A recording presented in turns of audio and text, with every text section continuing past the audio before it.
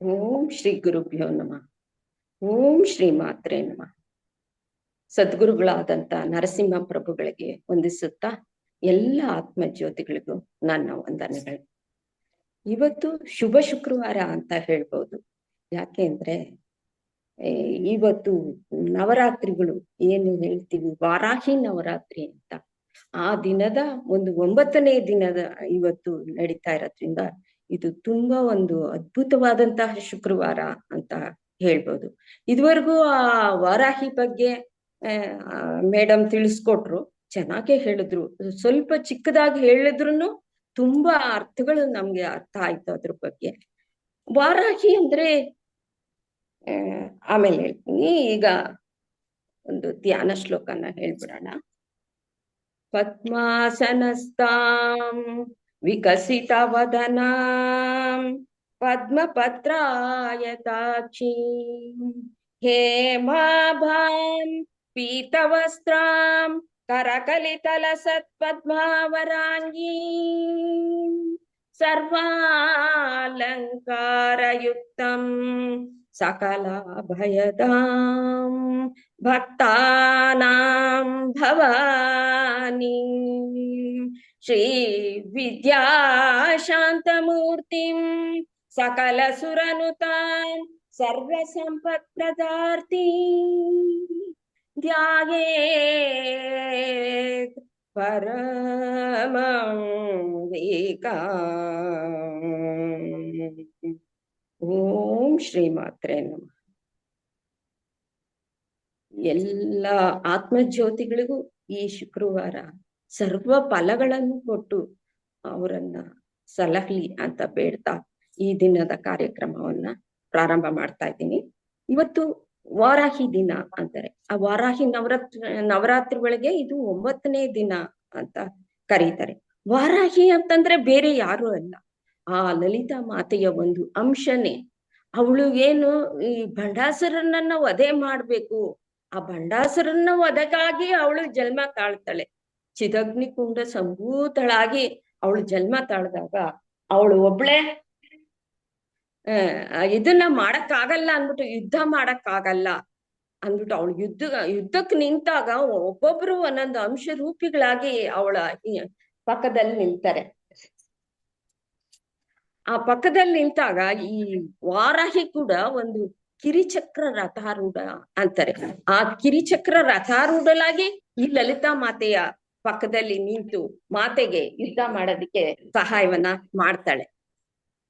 ಇಂಥ ವಾರಾಹಿ ನವರಾತ್ರಿನ ಅಂದ್ರೆ ಎಷ್ಟೊಂದು ಶಕ್ತಳಾಗಿದ್ದಾಳೆ ಆ ಮಾತೆ.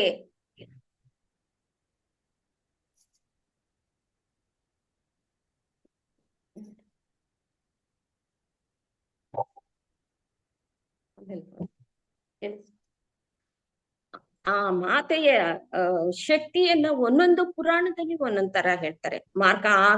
ಆಗ್ಲೇ ಹೇಳ್ದಾಗ ಮೇಡಮ್, ಮಾರ್ಕಾಂಡೇಯ ಪುರಾಣದಲ್ಲಿ ಶಂಭು ನಿಶಂಬರನ್ನ ವಧೆ ಮಾಡಕ್ಕೋಸ್ಕರ, ಆ ರಾಕ್ಷಸರನ್ನ ಸಂಹಾರ ಮಾಡಕ್ಕೋಸ್ಕರ ಬ್ರಹ್ಮ ವಿಷ್ಣು ಮಹೇಶ್ವರರು ತಮ್ಮ ಶಕ್ತಿ ಒಳಗೆ ಒಂದು ಸ್ವಲ್ಪ ಶಕ್ತಿಯನ್ನ ಮಾಡಿ ಆ ದೇವತೆಗಳನ್ನ 4 ಜನ ದೇವತೆಗಳನ್ನ ಸೃಷ್ಟಿ ಮಾಡ್ತಾರೆ. ಅದ್ರಲ್ಲಿ ವಾರಾಹಿನೂ ಒಬ್ರು. ಹಾಗೆ ಮಾಡಿ ಆ ಶಂಭು ನಿಶಂಬರನ್ನ ವಧೆ ಮಾಡ್ತಾರೆ. ಮತ್ತೆ ದೇವಿ ಭಾಗವತದಲ್ಲೂ ಕೂಡ ಈ ರಕ್ತ ಬೀಜಾಸುರ ಅಂತ ಏನಿರ್ತಾನೆ, ಈ ರಕ್ತ ಬೀಜಾಸುರನನ್ನ ವಧೆ ಮಾಡಕ್ಕೋಸ್ಕರ ಇವಳು ಪಾರ್ವತಿ ಏನ್ ಮಾಡ್ತಾಳೆ, ದುರ್ಗೆ ಆಗಿ ಒಂದು ಅವತಾರನ ತಾಳ್ತಾಳೆ. ಆ ದುರ್ಗೆ ಆಗಿ ಅವತಾರವನ್ನು ತಾಳ್ದಾಗ ಏನಾಗುತ್ತೆ, ಅವನ ಜೊತೆ ಯುದ್ಧ ಮಾಡಕ್ ಹೊರಡ್ತಾಳೆ. ಆ ಹೊರಟಾಗ ಆ ರಕ್ತ ಬೀಜಾಸುರನ್ನ ಹೊಡಿತಾ ಅವನ ಮೈಯಿಂದ ಒಂದೊಂದು ರಕ್ತನು ಕೆಳಕ್ ಬೀಳ್ತಾ ಇರುತ್ತೆ. ಆ ರಕ್ತ ಬಿದ್ದಾಗೆಲ್ಲ ಒಬ್ಬೊಬ್ಬ ರಾಕ್ಷಸ ಹುಟ್ಕೋತಾ ಇರ್ತಾನೆ.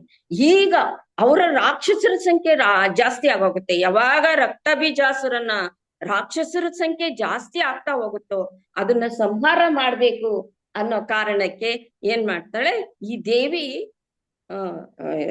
ಸಪ್ತಮಾತೃಕೆಯನ್ನ ಸೃಷ್ಟಿ ಮಾಡ್ತಾಳೆ. ತನ್ನ ದೇಹದಿಂದ ಸಪ್ತಮಾತೃಕೆಯರನ್ನ ಸೃಷ್ಟಿ ಮಾಡ್ತಾಳೆ. ಯಾರು?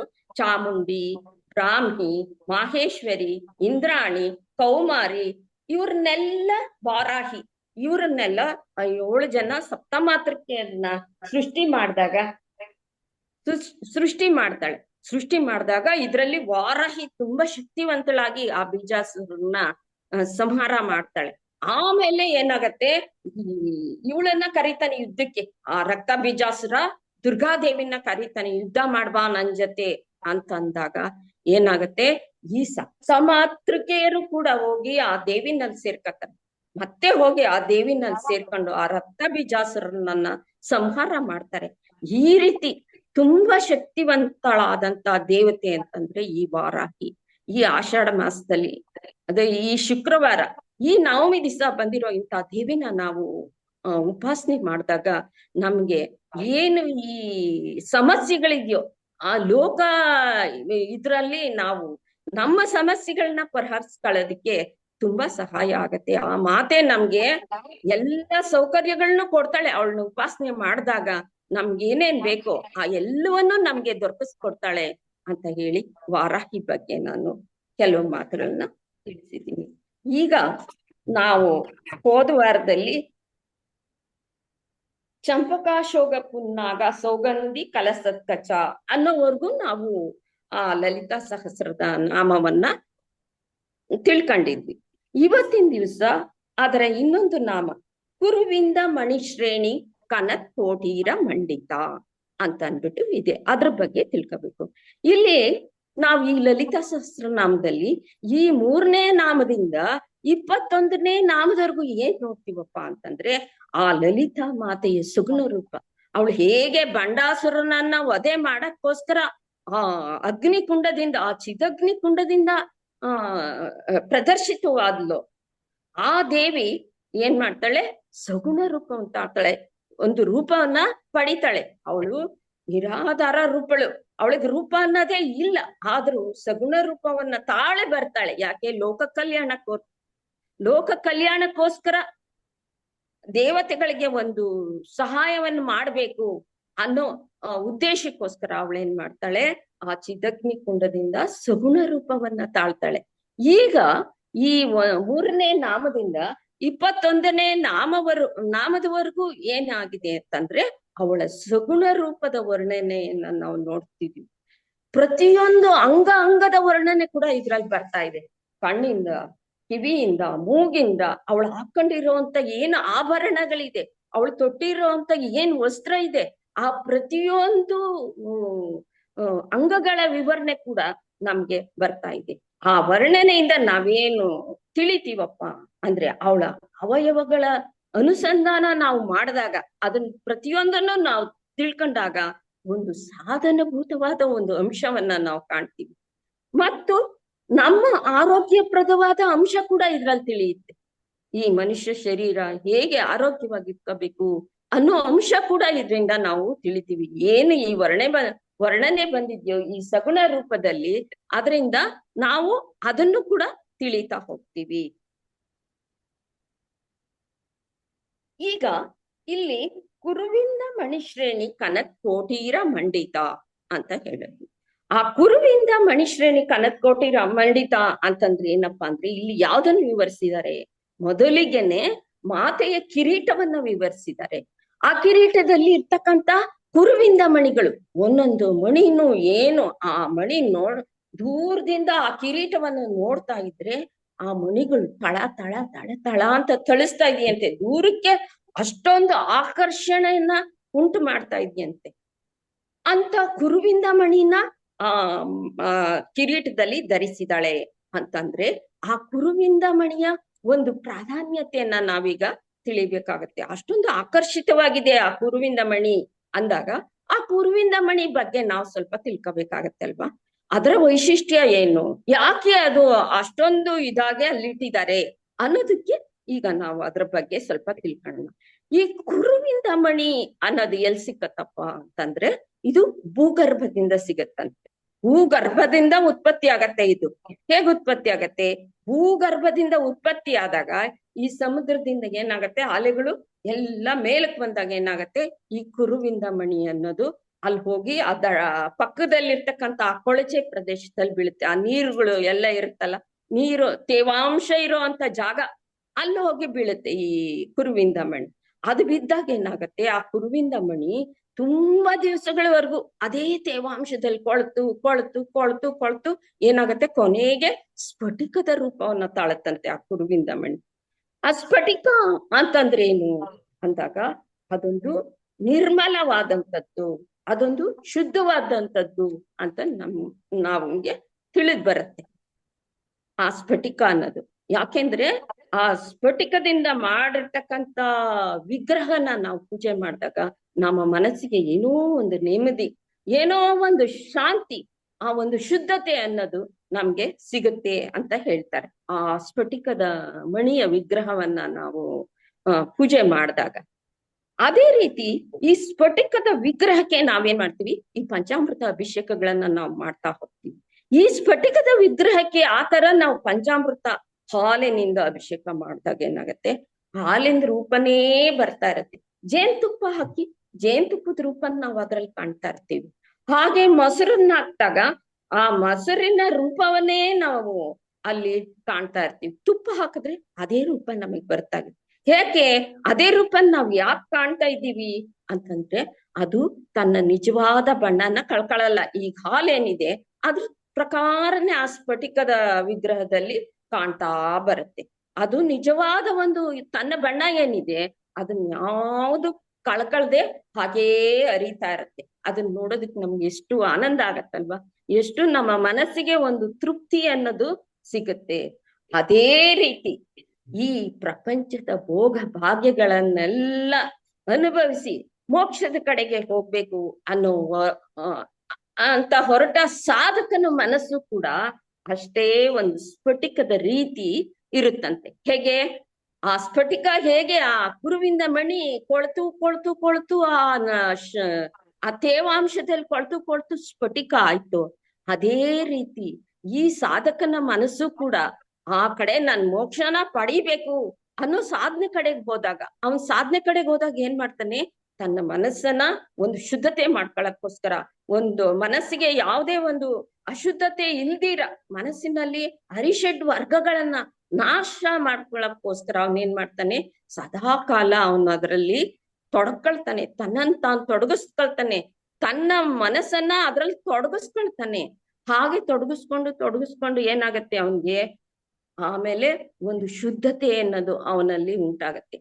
ನಾನು ಬ್ರಹ್ಮಸ್ವರೂಪಿ ಅನ್ನೋ ಒಂದು ಹೇಗೆ ಈ ಮಣಿ ಕೊಳೆತು ಸ್ಫಟಿಕ ಆಯ್ತು, ಅದೇ ತರ ಈ ಸಾಧಕನ ಮನಸ್ಸು ಕೂಡ ಕೊನೆಗೆ ನಾನು ಒಬ್ಬ ಬ್ರಹ್ಮಸ್ವರೂಪಿ ಅನ್ನೋ ಒಂದು ಜ್ಞಾನವನ್ನ ಹೊಂತಾನೆ. ಯಾವುದು ಅವನ ನಿರಂತರವಾದ ಒಂದು ಅಭ್ಯಾಸದಿಂದ, ಒಂದು ಸಾಧನೆಯಿಂದ ಅವನು ಕೂಡ ಆ ಕುರುವಿಂದ ಮಣಿಯಂತೆ ಸ್ಫಟಿಕದಂತೆ ಆಗ್ತಾನೆ ಅನ್ನೋ ಉದ್ದೇಶಕ್ಕೋಸ್ಕರ ಈ ಸ್ಫಟಿಕದ ಮಣಿನ ಇಲ್ಲಿ ಉದಾಹರಣೆಯಾಗಿ ಕೊಟ್ಟಿದ್ದಾರೆ.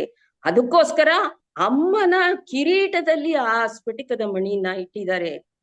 ಅಂದ್ರೆ ನೋಡಿ ಎಷ್ಟೊಂದು ಅರ್ಥ ಇದೆ ಅದರಲ್ಲಿ. ನಾವು ಅರ್ಥನ ತಿಳ್ಕೊಂಡು ಅಯ್ಯೋ ಸ್ಫಟಿಕದ ಮಣಿ ಇದೆ ಅಮ್ಮನ ಕಿರೀಟದಲ್ಲಿ ಅನ್ಕೊಂಡ್ಬಿಟ್ರೆ ನಮ್ಗೇನು ಅರ್ಥ ಆಗಲ್ಲ. ಈ ಗೂಢಾರ್ಥವನ್ನ ನಾವು ನೋಡಿದಾಗ ಈ ಮೋಕ್ಷವನ್ನ ಹೊಂದೋದಿಕ್ಕೆ ನಾವು ಹೇಗೆ ಇದ್ ಮಾಡ್ತೀವೋ ಆ ಇದಕ್ಕೋಸ್ಕರ ಅಲ್ಲಿ ಆ ಇದನ್ನ ಕುರುವಿಂದ ಮಣಿನ ಇಟ್ಟಿದ್ದಾರೆ ಅಂತ ಅಂದ್ಬಿಟ್ಟು ಹೇಳ್ತಾರೆ. ಆಮೇಲೆ ಐದನೇ ನಾಮಕ್ ಬಂದಾಗ ಅಷ್ಟಮಿ ಚಂದ್ರ ವಿಭ್ರಾಜ ದಳಿಕ ಸ್ಥಳ ಶೋಭಿತ ಮುಖಚಂದ್ರ ಕಳಂಕಾಭ ಮೃಗನಾಭಿ ವಿಶೇಷಿಕ ಅಂತಂದ್ಬಿಟ್ಟು ಈ ಲಲಿತಾ ಸಹಸ್ರನಾಮದಲ್ಲಿ 5ನೇ ನಾಮ ಇದೆ. ಅಷ್ಟಮಿ ಚಂದ್ರ ಅಂತಂದಾಗ ಈಗ ನಾವು ಕಿರೀಟ ನೋಡಿದ್ವಿ, ಅದ್ರಲ್ಲಿ ತಳತಳಿಸ್ತಕ್ಕಂತ ಸ್ಫಟಿಕದ ಮಣಿನ ನೋಡಿದ್ವಿ, ಆ ಕುರುವಿಂದ ಮಣಿನ. ಅದೇ ರೀತಿ ಅಮ್ಮ ತನ್ನ ಕಿರೀಟದಲ್ಲಿ ಅರ್ಧ ಚಂದ್ರನ ಇಟ್ಕೊಂಡಿದ್ದಾಳೆ. ಆ ಕಿರೀಟದಲ್ಲಿ ಎಲ್ರು ಗಮನಿಸಿದಿರಾ, ಮಾತೆಯ ಒಂದು ಇದನ್ನ ನೋಡಿದಾಗ ನಿಮಗ್ ಗೊತ್ತಾಗತ್ತೆ, ಅಲ್ಲಿ ಅರ್ಧ ಚಂದ್ರನ ಧರಿಸಿದಾಳೆ ಆ ಕಿರೀಟದಲ್ಲಿ. ಅದಕ್ಕೂ ಒಂದು ಕಾರಣ ಇದೆ, ಅದಕ್ಕೂ ಒಂದು ಉತ್ತಮವಾದಂತ ಒಂದು ಉದಾಹರಣೆ ಇದೆ. ಅದಕ್ಕೆ ಯಾಕೆ ಧರಿಸಿದಾಳೆ ಅಮ್ಮ ಆ ಚಂದ್ರನ, ಅರ್ಧ ಚಂದ್ರನ ಅಂತ ಅಂದ್ಬಿಟ್ಟು ಅದಕ್ಕೆ ಈಗ ತಿಳ್ಕೊಳ್ಳೋಣ. ಅದು ಯಾವತ್ತು ಅರ್ಧ ಚಂದ್ರನ ನಾವು ನೋಡ್ತೀವಿ, ಅರ್ಧ ಚಂದ್ರನ ನಮ್ಗೆ ಯಾವತ್ ಕಾಣ್ತಾನೆ ಅಂತಂದ್ರೆ ಅಷ್ಟಮಿ ದಿವಸ ಕಾಣ್ತಾನೆ ನಮ್ಗೆ. ಇವಾಗ ನಾವು ದಿನ ಈ ಕಾಲವನ್ನ ನಾವು ಏನ್ ನಟ್ವಿ, ಈಗ ನಾವ್ ಏನಾರ ಇವತ್ತು ಏನ್ ದಿನ ಅಂತ ನೋಡ್ಬೇಕಾರ ಇವತ್ ಭಾನುವಾರ ಸೋಮವಾರ ಅಂತ ನಾವ್ ಹೇಳ್ಕೊಂಡು ಹೋಗ್ತೀವಿ. ಆದ್ರೆ ಶಾಸ್ತ್ರದ ಪ್ರಕಾರ ಇದನ್ನ ತಿಥಿಗಳು ಅಂತ ಕರೀತಾರೆ. ತಿಥಿಗಳು ಅಂದ್ರೆ ಅದನ್ನ ಪಾಡ್ಯ, ಬಿದಿಗೆ, ತದಿಗೆ, ಚೌತಿ ಅಂತ ಅನ್ಬಿಟ್ಟು ನಿಮ್ಗೆಲ್ರಿಗೂ ಗೊತ್ತೇ ಇರುತ್ತೆ. ಆ ತರ ತಿಥಿಗಳ ಮೂಲಕ ಅದನ್ನ ನಾವು ನೋಡ್ತಾ ಹೋಗ್ತೀವಿ ಆ ದಿನಗಳನ್ನ. ಈ ತರ ದಿನಗಳು ಒಂದು ತಿಂಗಳಿಗೆ ಎಷ್ಟು ದಿನ ಇರುತ್ತೆ ಅಂತಂದ್ರೆ 30 ದಿನ ಇರುತ್ತಲ್ವಾ ಒಂದ್ ತಿಂಗಳಿಗೆ. ಆ 30 ದಿನಗಳನ್ನ ಏನ್ ಮಾಡಿರ್ತಾರೆ, 2 ಭಾಗವನ್ನಾಗಿ ಮಾಡಿರ್ತಾರೆ. ಅದರಲ್ಲಿ 2 ಭಾಗ ಮಾಡಿ ಒಂದು ಕೃಷ್ಣ ಪಕ್ಷ, ಒಂದು ಶುಕ್ಲ ಪಕ್ಷ ಅಂತ ಮಾಡಿರ್ತಾರೆ. ಈ ಕೃಷ್ಣ ಪಕ್ಷ ಮತ್ತು ಈ ಶುಕ್ಲ ಪಕ್ಷ ಇವೆರಡನ್ನು ನೋಡ್ಕೊಳ್ಳೋದಿಕ್ಕೆ 15 ಜನ ದೇವತೆಗಳು ಇದ್ದಾರೆ. ಆ ದೇವತೆಗಳು ಏನ್ ಮಾಡ್ತಾರೆ, ಆ ತಿಥಿನ ನಡೆಸ್ಕೊಂಡು ಹೋಗ್ತಾ ಇದೆ. ಪ್ರತಿದಿನ ಏನ್ ಪಾಡ್ಯ, ಬಿದಿಗೆ, ತದಿಗೆ, ಚೌತಿ ಅಂತ ಏನು ಈ ಕೃಷ್ಣ ಪಕ್ಷದಲ್ಲಿ 15 ದಿವಸ ಬರುತ್ತೆ, ಮತ್ತೆ ಶುಕ್ಲ ಪಕ್ಷದಲ್ಲಿ 15 ದಿವಸ ಬರುತ್ತೆ. ಇವೆರಡು ಕಡೆನು ಈ ದೇವತೆಗಳು ಏನ್ ಮಾಡ್ತಾರೆ, ಬದಲಾಕೊಂಡು ಈ 2 ಕಡೆನೂ ಅದೇ ದೇವತೆಗಳೇ, ಈ 15 ಜನ ದೇವತೆಗಳೇ. ಕೃಷ್ಣ ಪಕ್ಷದಲ್ಲಿ ಸ್ವಲ್ಪ ಜನ ಇರ್ತಾರೆ, ಆಮೇಲೆ ಇದರಿಂದ ಬದಲಾಗಿ ಕೃಷ್ಣ ಪಕ್ಷದಲ್ಲಿ ಇರ್ತಾರೆ. ಆದ್ರೆ ಈ ಅಷ್ಟಮಿ ದಿನ ಬರುತ್ತಲ್ಲ, ಅಷ್ಟಮಿ ದಿನ ಬಂದ್ ದಿವ್ಸ ಆವತ್ತಿನ ದೇವತೆ ಯಾವಾಗ್ಲೂ ಕೃಷ್ಣ ಪಕ್ಷದಲ್ಲೂ ಬದ್ಲಾಗಲ್ಲ, ಶುಕ್ಲ ಪಕ್ಷದಲ್ಲೂ ಬದ್ಲಾಗಲ್ಲ. ಅವಳು ಒಬ್ಳೇ ಇರ್ತಾಳೆ, ಯಾವಾಗ್ಲೂ ಸದಾಕಾಲವೂ ಅವಳು ಒಬ್ಳೇ ಇರ್ತಾಳೆ. ಅವಳು ಯಾರು ಅಂದ್ರೆ ತ್ವರಿತ ಅನ್ನೋ ದೇವತೆ. ಆ ತ್ವರಿತ ಅನ್ನೋ ದೇವತೆ ಈ ಅಷ್ಟಮಿ ದಿನವನ್ನ ನಡೆಸ್ಕೊಂಡು ಹೋಗ್ತಾ ಇರ್ತಾಳೆ. ಹಾಗೆ ಚಂದ್ರ ಕೂಡ, ಈ ಚಂದ್ರ ಕೂಡ ಬದ್ಲಾಗಲ್ಲ. ಯಾವ ರೀತಿ ಈ ಕೃಷ್ಣ ಪಕ್ಷ ಬರ್ಲಿ ಅಥವಾ ಈ ಶುಕ್ಲ ಪಕ್ಷ ಬರ್ಲಿ, ಅಷ್ಟಮಿ ದಿವ್ಸ ಚಂದ್ರ ಬದ್ಲಾಗಲ್ಲ. ಯಾಕೆಂದ್ರೆ ಅವನು ಒಂದೇ ತರ ಇರ್ತಾನೆ. ಅವನ ಪ್ರಕಾಶ ಒಂದೇ ತರ ಇರುತ್ತೆ. ಇಲ್ಲ ಅಂದ್ರೆ ನಿಮ್ಗೆ ಅಮಾವಾಸ್ಯೆ ಬಂತು ಅಂದ್ರೆ ಚಂದ್ರನ ಕಳೆಯಲ್ಲಿ ಬದಲಾವಣೆ ಆಗ್ತಾ ಹೋಗುತ್ತೆ. ಆಗ್ತಾ ಆಗ್ತಾ ಆಗ್ತಾ ಅವನೇನಾಗ್ತಾನೆ, ಕೊನೆಯಲ್ಲಿ ಅವ್ನ್ ಕಾಣೋದೇ ಇಲ್ಲ. ಈಗ ಹುಣ್ಣಿಮೆ ಬಂತು ಅಂದ್ರೆ ಅವನ್ ಪ್ರಕಾಶದಲ್ಲಿ ಹೆಚ್ಚು ಹೆಚ್ಚು ಹೆಚ್ಚು ಹೆಚ್ಚು ಆಗ್ತಾ, ಅವಾಗ ಪೌರ್ಣಮಿ ದಿವಸ ಅವನ್ ಪೂರ್ಣವಾಗಿ ಪ್ರಕಾಶವಾಗಿರುವಂತ ಚಂದ್ರನ ಕಾಣ್ತೀವಿ. ಆದ್ರೆ ಇದೇ ಅಷ್ಟಮಿ ದಿವಸ ಬರೋ ಆ ಚಂದ್ರನಲ್ಲಿ ಯಾವ ಬದಲಾವಣೆನೂ ಇರಲ್ಲ. ಅವನು ಒಂದೇ ತರ ಇರ್ತಾನೆ. ಕೃಷ್ಣ ಪಕ್ಷ ಬರ್ಲಿ ಶುಕ್ಲ ಪಕ್ಷ ಬರ್ಲಿ, ಯಾವ ಪಕ್ಷ ಬಂದ್ರು ಅವನು ಬದಲಾಗದಿರ ತನ್ನ ಒಂದು ಪ್ರಕಾಶದಲ್ಲಿ ಒಂದೇ ರೀತಿಯಲ್ಲಿ ಇರ್ತಾನೆ. ಆದ್ರಿಂದ ಈ ಅಷ್ಟಮಿ ದಿನದ ಚಂದ್ರನನ್ನ ವಿಶೇಷತೆಯಿಂದ ಕಾಣ್ತೀವಿ. ಈಗ ನಮ್ಗೆ ಅಮಾವಾಸ್ಯೆ ಮತ್ತು ಈ ಪೌರ್ಣಮಿ ಬರುತ್ತೆ. ಈ ಪೌರ್ಣಮಿ ಮತ್ತು ಅಮಾವಾಸ್ಯೆ ಬಂದಾಗ ಏನಾಗತ್ತೆ ಅಂತಂದ್ರೆ ಪ್ರಕೃತಿಯಲ್ಲಿ ಏನೋ ಒಂದು ಬದಲಾವಣೆ ಉಂಟಾಗತ್ತೆ. ಆ ಪ್ರಕೃತಿಯಲ್ಲಿ ಉತ್ಕರ್ಷ ಮತ್ತು ಅಪಕರ್ಷಗಳನ್ನ ನಾವು ಕಾಣ್ತಾ ಹೋಗ್ತೀವಿ. ಅಮಾವಾಸ್ಯೆ ಬಂತು ಅಂದ್ರೆ, ಪೌರ್ಣಮಿ ಬಂತು ಅಂತಂದ್ರೆ ಈ ಪ್ರಕೃತಿನಲ್ಲೇ ಒಂದು ಉತ್ಕರ್ಷ ಅಪಕರ್ಷಗಳನ್ನ ಕಾಣ್ತಾ ಹೋಗ್ತೀವಿ. ಹೇಗೆ ಆ ಸಮುದ್ರದ ಎಲ್ಲ ಹುಕ್ಕೋದು, ಇನ್ನೇನೋ ವಾತಾವರಣದಲ್ಲಿ ವ್ಯತ್ಯಾಸ ಆಗೋದು, ಇವೆಲ್ಲ ನಡೀತಾ ಇರುತ್ತೆ. ಅದೇ ರೀತಿ ಈ ಮನುಷ್ಯನಲ್ಲೂ ಕೂಡ ನಾವು ಬದಲಾವಣೆಯನ್ನ ಕಾಣ್ತೀವಿ ಆವತ್ತಿನ ದಿವಸ. ಯಾವತ್ತು ಅಮಾವಾಸ್ಯೆ ಪೌರ್ಣಮಿನಲ್ಲಿ ಈ ಮನುಷ್ಯನಲ್ಲೂ ಕೂಡ ನಾವು ಬದಲಾವಣೆಯನ್ನ ಕಾಣ್ತೀವಿ. ಹೇಗೆ ಅಂತಂದ್ರೆ ಯಾವ್ದೋ ಒಬ್ಬ ವಿಕಲ್ಪ ಆಗಿರೋ ವ್ಯಕ್ತಿ ಇರ್ತಾನೆ. ಆ ವಿಕಲ್ಪ ಆಗಿರೋ ವ್ಯಕ್ತಿ ಏನಾಗ್ತಾನೆ ಅಂತಂದ್ರೆ ಆ ದಿನ ಬಹಳ ವಿಚಲಿತ ಆಗ್ಬಿಡ್ತಾನೆ. ಹೇಗೆಗೋ ಆಡಕ್ ಅವನು ವಿಕಲ್ಪ ಆಗಿರೋದ್ರಿಂದ ಅವತ್ತು ಅವನಿಗೆ ಗೊತ್ತೇ ಆಗಲ್ಲ ನಾನು ಏನ್ ಮಾಡ್ತಾ ಇದ್ದೀನಿ, ನಾನು ಹೇಗಿದ್ದೀನಿ ಅನ್ನೋದು ಅವನ್ಗೆ ಅರ್ಥನೇ ಆಗಲ್ಲ. ಅಷ್ಟೊಂದು ವಿಚಲಿತನಾಗಿ ಆಡಕ್ ಶುರು ಮಾಡ್ಬಿಡ್ತಾನೆ ಅಮಾವಾಸ್ಯೆ ಪೌರ್ಣಮಿ ದಿವಸ. ಅದೇ ರೀತಿ ಈ ಗರ್ಭಿಣಿ ಸ್ತ್ರೀಯರು ಇರ್ತಾರಲ್ಲ, ಇವರ ಗರ್ಭದಲ್ಲಿ ನೀರಿನ ಅಂಶ ಜಾಸ್ತಿ ಆಗ್ಬಿಟ್ಟು ಈ ಪ್ರಸವ ವೇದನೆ ಉಂಟಾಗುವಂತ ಅವಕಾಶಗಳು ಕೂಡ ಈ ಅಮಾವಾಸ್ಯೆ ಮತ್ತು ಪಾಡ್ಯಮಿ ದಿವಸ ಇರುತ್ತೆ. ಆದರೆ ಈ ಎಲ್ಲ ರೀತಿಯ ಭಾವನಾತ್ಮಕ ಬುದ್ಧಿಯನ್ನ ಏನ್ ಈ ಉತ್ಕರ್ಷ ಅಪಕರ್ಷಗಳಿಂದ ಕೂಡಿದೆಯೋ ಅದನ್ನೆಲ್ಲ ಏಕೀಭವಿಸಿ ಅದನ್ನೆಲ್ಲ ಸಮತುಲ್ಯವಾಗಿ ಮಾಡುವಂತ ಒಂದು ಶಕ್ತಿ ಈ ಅಷ್ಟಮಿ ಚಂದ್ರನ್ಗಿರೋದ್ರಿಂದ ಅವನನ್ನ ವಿಶೇಷವಾಗಿ ನಾವು ಆ ಮಾತೆಯ ಒಂದು ಕಿರೀಟದಲ್ಲಿ ಅರ್ಧಚಂದ್ರಾಕಾರವನ್ನ ನಾವು ಕಾಣ್ತೀವಿ. ಆಮೇಲೆ ಮುಖಚಂದ್ರ ಕಳಂಕಾಭ ಮೃಗನಾಭಿ ವಿಶೇಷಕ. ಈ ಮಾತೆಯ ಮುಖವನ್ನ ಯಾರು ಹೋಲಿಸಿದಾರಪ್ಪ ಅಂತಂದ್ರೆ ಚಂದ್ರನಿಗೆ ಹೋಲಿಸಿದ್ದಾರೆ. ಈ ಮಾತೆಯ ಏನು ವದನ ಇದೆ, ಮಾತೆಯ ವದನವನ್ನ ಚಂದ್ರನಿಗೆ ಹೋಲಿಸಿದ್ದಾರೆ. ನಾವು ಅಂತೀವಿ ಚಂದ್ರೋ ಮನಸ್ಸೋ ಜಾತಃ, ಅಂದ್ರೆ ನಮ್ಮ ಮನಸ್ಸಿನಲ್ಲಿ ಏನಿದೆ ಅಂತ ಅದನ್ನ ಆ ಮನಸ್ಸಿನ ಭಾವನೆನ ಹೊರಕಾಕ್ಬೇಕಾರೆ ಆ ಚಂದ್ರನೇ ಕಾರಣ. ಆ ಚಂದ್ರನ ಮೂಲಕವೇ ನಮ್ಮ ಭಾವನೆಗಳೆಲ್ಲ ಹೊರಗ್ ಬರುತ್ತೆ. ಅದು ಯಾವ್ದ್ರ ಮೂಲಕ ಬರುತ್ತೆ? ನಮ್ಮ ವದನ, ಏನ್ ಈ ಮುಖ ಅಂತ ಇದೆಯೋ ಈ ಮುಖದ ಮೂಲಕ ನಾವು ಹೊರಕ್ಕೆ ಕಾಣ್ತೀವಿ. ನಮ್ಮ ಮನಸ್ಸಿನಲ್ಲಿ ಇರೋ ಭಾವನೆಗಳು ಹೊರಗ್ ಬರುತ್ತೆ. ಅದಕ್ಕೆ ಈ ಮುಖನ ನಾವೇನಂತೀವಿ, ದ್ವಾರ ಅಂತ ಕರಿತೀವಿ. ಈಗ ಮನೆಯಿಂದ ನಾವು ಆಚೆಗೆ ಹೋಗ್ಬೇಕಾರೆ ಹೇಗೆ ನಾವು ಬಾಗಲು ದ್ವಾರ ಇರುತ್ತೋ ಅದೇ ರೀತಿ ನಮ್ಮ ಒಳಗಿರೋ ಅಂತ ಭಾವನೆಗಳು ಹೊರಗ್ ಬರ್ಬೇಕಾರೆ ಈ ಮುಖ ಅನ್ನೋದು ದ್ವಾರವಾಗಿ ನಮ್ಗೆ ಕಾಣುತ್ತೆ, ದ್ವಾರವಾಗಿ ನಮ್ಗೆ ಸಹಾಯನ ಮಾಡ್ತಾ ಇದೆ ಅಂತ ಹೇಳ್ತೀವಿ. ನಾವು ಈ ಎಲ್ಲಾ ಅಂಗಗಳನ್ನು, ಶರೀರದ ಎಲ್ಲಾ ಅಂಗಗಳನ್ನು ಮುಚ್ಕೋತೀವಿ ಅಂದ್ರೆ ಉಡುಪು ಧರಿಸ್ಕೊಂಡು ಯಾವ ಅಂಗಗಳನ್ನು ಕಾಣ್ಬಾರ್ದು ಆ ತರ ನಾವು ಮುಚ್ಚಿರ್ತೀವಿ.